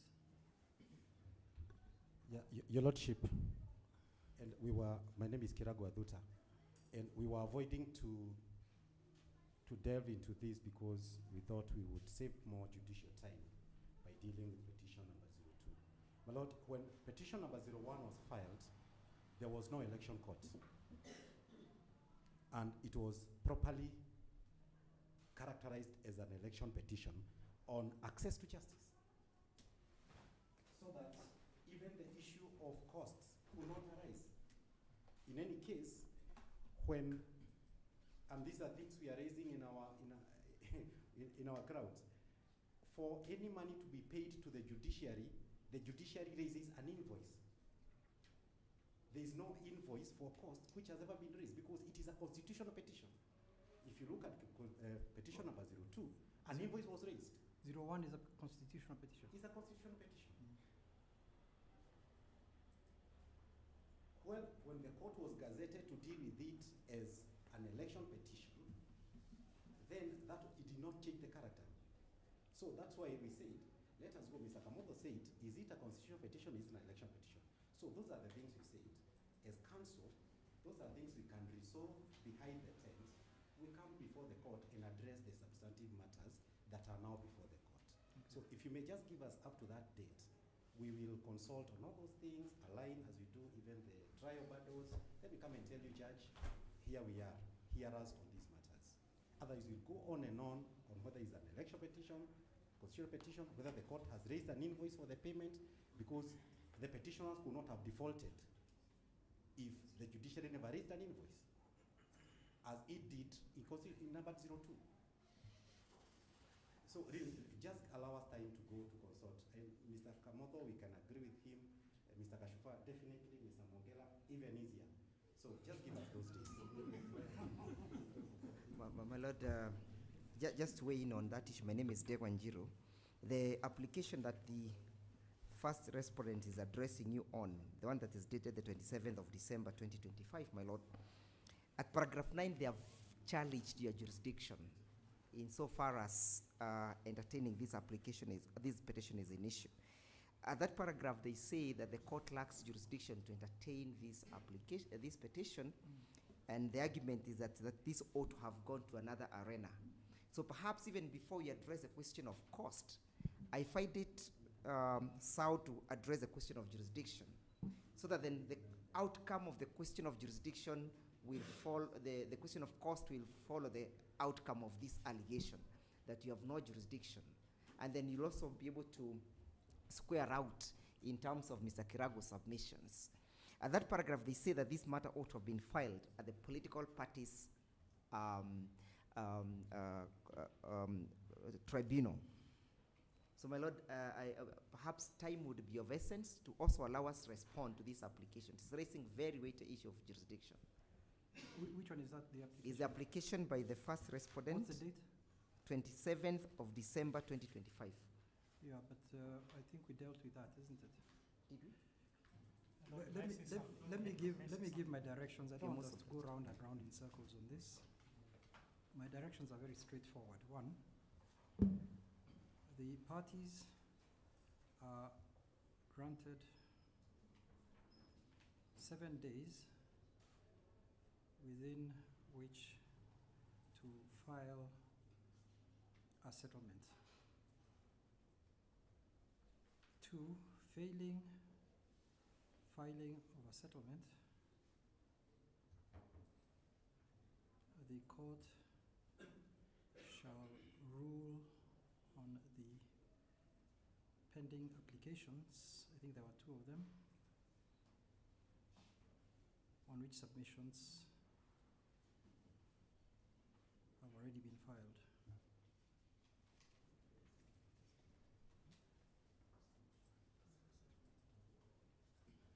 Issue as to costs will be addressed in the ruling. Right? So we finished with that. The matter will not be consolidated for now. It remains a pending question. In which case, I don't think we need to discuss petition number 1 anymore. All right? My Lord, just an addition to your proceedings, Kiragu Adhuta, maybe we can be allowed to file our submissions within those days. Council are not allowed. Very well. I think you have been dilatory. Very There well. are directions. I'll Very not well. allow. Very well, my Lord. I'll not allow. I'll go with what is on record right now. Very well. You have been dilatory. Very well. You should have filed submissions, and then you can come for, if you want additional submissions because there's a new application or whatever, I would have allowed that. But for this, it was quite clear. It came early, and there was a lot of time. Very well, my Lord. Yeah. But there are 2 applications on the same issue. The one on which I gave orders. Okay, very well. The application on which I gave orders, which seeks to strike out, Yes. that is the application which I will be dealing with. There are 2. If the one which I gave orders on filing of submissions, Oh, very well. if there are 2, then responses are also required. Okay, very well. Okay? So where I had already given orders, Yes. I can't just let me have this file. Is that my Lord? I understand. I understand.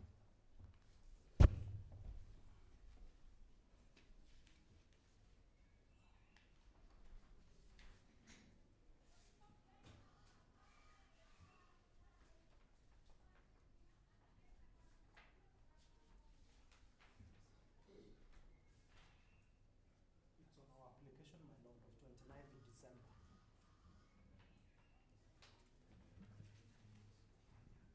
So my Lord, to assist the court, there is one dated 22nd December 2025. It's an order issued by the court. Certificate of, oh, this is number 2. Why is number 2 filed in here? This is the certificate of urgency number 2 in petition number 1. And it has the directions in here. Okay, that's the one I'll be dealing with. My Lord, there is also the one dated 19th December. Did I give directions on it? 19th, yes, you had given directions. The one that came up before the court on 19th December 2025, the court gave directions on 22nd December 2025. Okay. This is petition 1 still. Petition 1 still.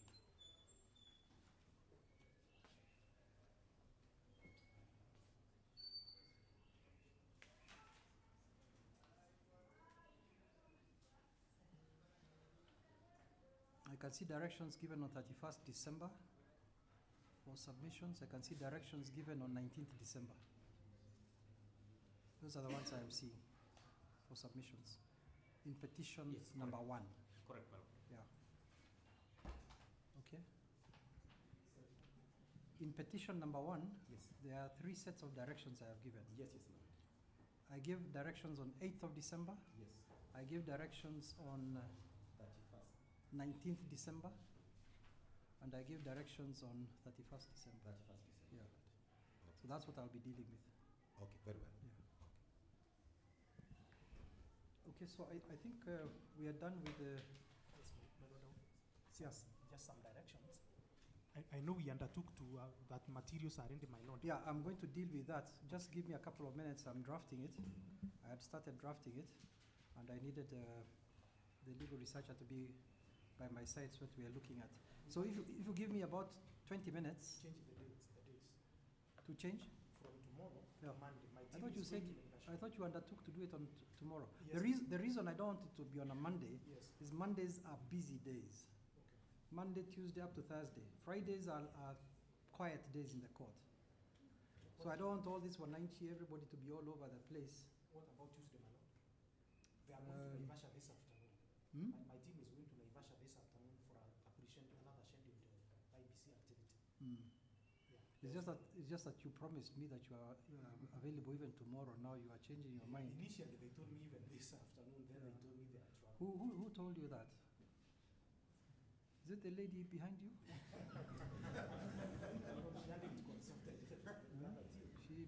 She bears responsibility. Maybe she might have to. Yeah, give them until Monday, my lord. The other issue is the lorry. Who is going to provide the lorry to carry the materials? Yourselves. You will carry the cost of bringing the materials. All that is in the order.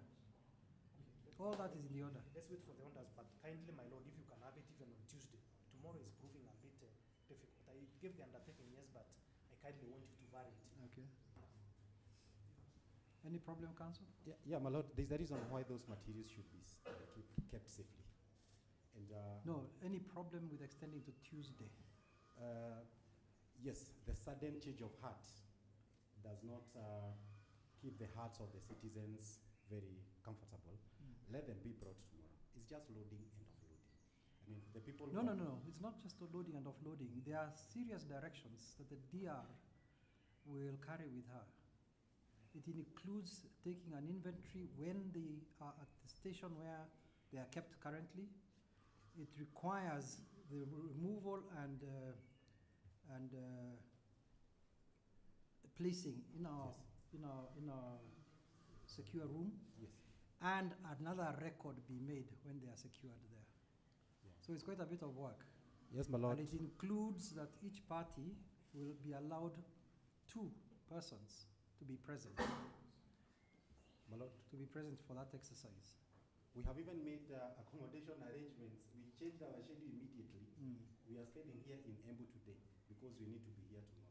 They can equally change with these exercises. If we are going to Naivasha today, the training is tomorrow, or whatever it is tomorrow. So let us accommodate each other.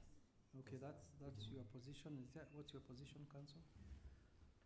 Well, I'm slightly taken aback by the sentiments of the very learned Mr. Waduta, because since morning, counsel have been very accommodative, even when his clients were not present, and he said they were within the compound, we still tolerated him. But now a request has come, and he doesn't want to budge. For us, we are willing to accommodate because we believe what has been stated is reasonable. If there was a pre-scheduled event, which may be out of inadvertence, was not pointed out initially, and now it has been confirmed, it's only fair that we allow them to carry on with the rest of the programs, because you know the area is also subject to other by-elections which are ongoing. Maybe it's part of it, I don't know, but I don't think the world will come to an end over the weekend if we give them up to next week. Dego and Jiro. Yes, my lord. You are usually very vocal. My lord, my lord, considering that this election took place on the 27th of November and these materials have been with the IBC, I would urge my colleagues to concede. In any case, should anything happen to the materials, the court is there to see. There is nothing, London will not ban. We can accommodate them, my lord. Okay. Waduta, have you reconsidered your position? Yes, I've found my Saul Paul moment. I concede also to that request. If we continue like this petition will end next week. Okay, thank you very much. Thank you. So the order will be for Tuesday. It will be for Tuesday, so that also gives me a little bit more time to craft it. So it will probably be uploaded because you will not be here now, but I think it will be uploaded before the end of the day. All right, but it's for Tuesday. But my lord, our magnanimous should come at a cost that the senior should be able to take care of our lunch today. I think that IBC is it's a people's body, isn't it? Yes. You are a state corporation. No, you are commission. You are commission. I'm not going to give any directions, but you've heard the plea of the people. And they have a provision for hospitality. Oh, really? Okay, that's not before me, obviously. And I didn't see it in the petition or in the responses. Yeah, okay. So, is there anything else that we haven't dealt with? Okay. So, yes, Council. My Lord, I believe, Karuthui for petitioner, I believe I'll be speaking on behalf of all the council in court. What you said your name was who? Karuthui. Karuthui. Yeah. I'll be speaking on behalf of all the council in court to express our appreciation for the way the session has gone and the very high levels of organization, including, I'm told by Ndegwa, including the car pass parking during the period of the petition, among other arrangements. You've already got the car passes? Yes, we have, all of us. Okay. That is Embu, judiciary. Yes. And we really appreciate and we look forward. And like you said, if we proceed at this rate, we'll be concluding this petition in the next few weeks. Thank you, my Lord. Well, thank you very much, Council. That I think anybody who receives a compliment of that nature feels better, isn't it? Thank you. Thank you very much. And I want to thank you all for the. I know this has been a very hot election, and the situation has not necessarily been carried into here. And I hope we are able to continue as amicably as we have been able to do today, conceding wherever we can concede and accommodating one another whenever we can. I just want to remind you that you and I are all officers of the court. We took an oath at the time we became advocates, and that oath remains. And that the only difference between you is that you are on the bench acting for our client. Sorry, you're in the bar drinking for your client. And we are on the bench at judging. And that's the only difference. So I want to thank you very much. And remind your clients and their supporters of all the things that you have said, so that this whole thing, the whole exercise is smooth. Thank you very, very much. Most of night. I think we've come to an end of the whole matter. I didn't give a date for the. Did I give a date for the ruling? No. Failing filing of a settlement within the time period.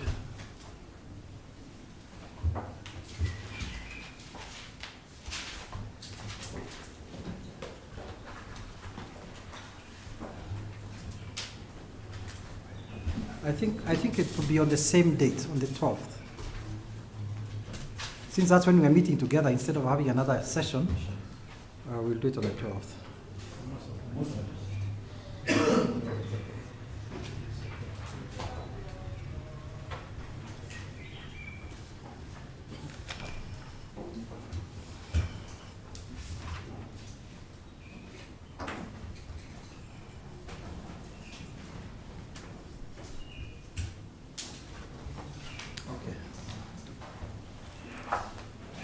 Thank you very much, and have a good afternoon all.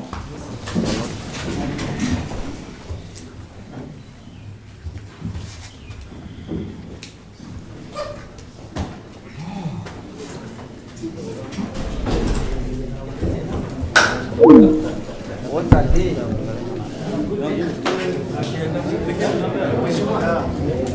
Good day.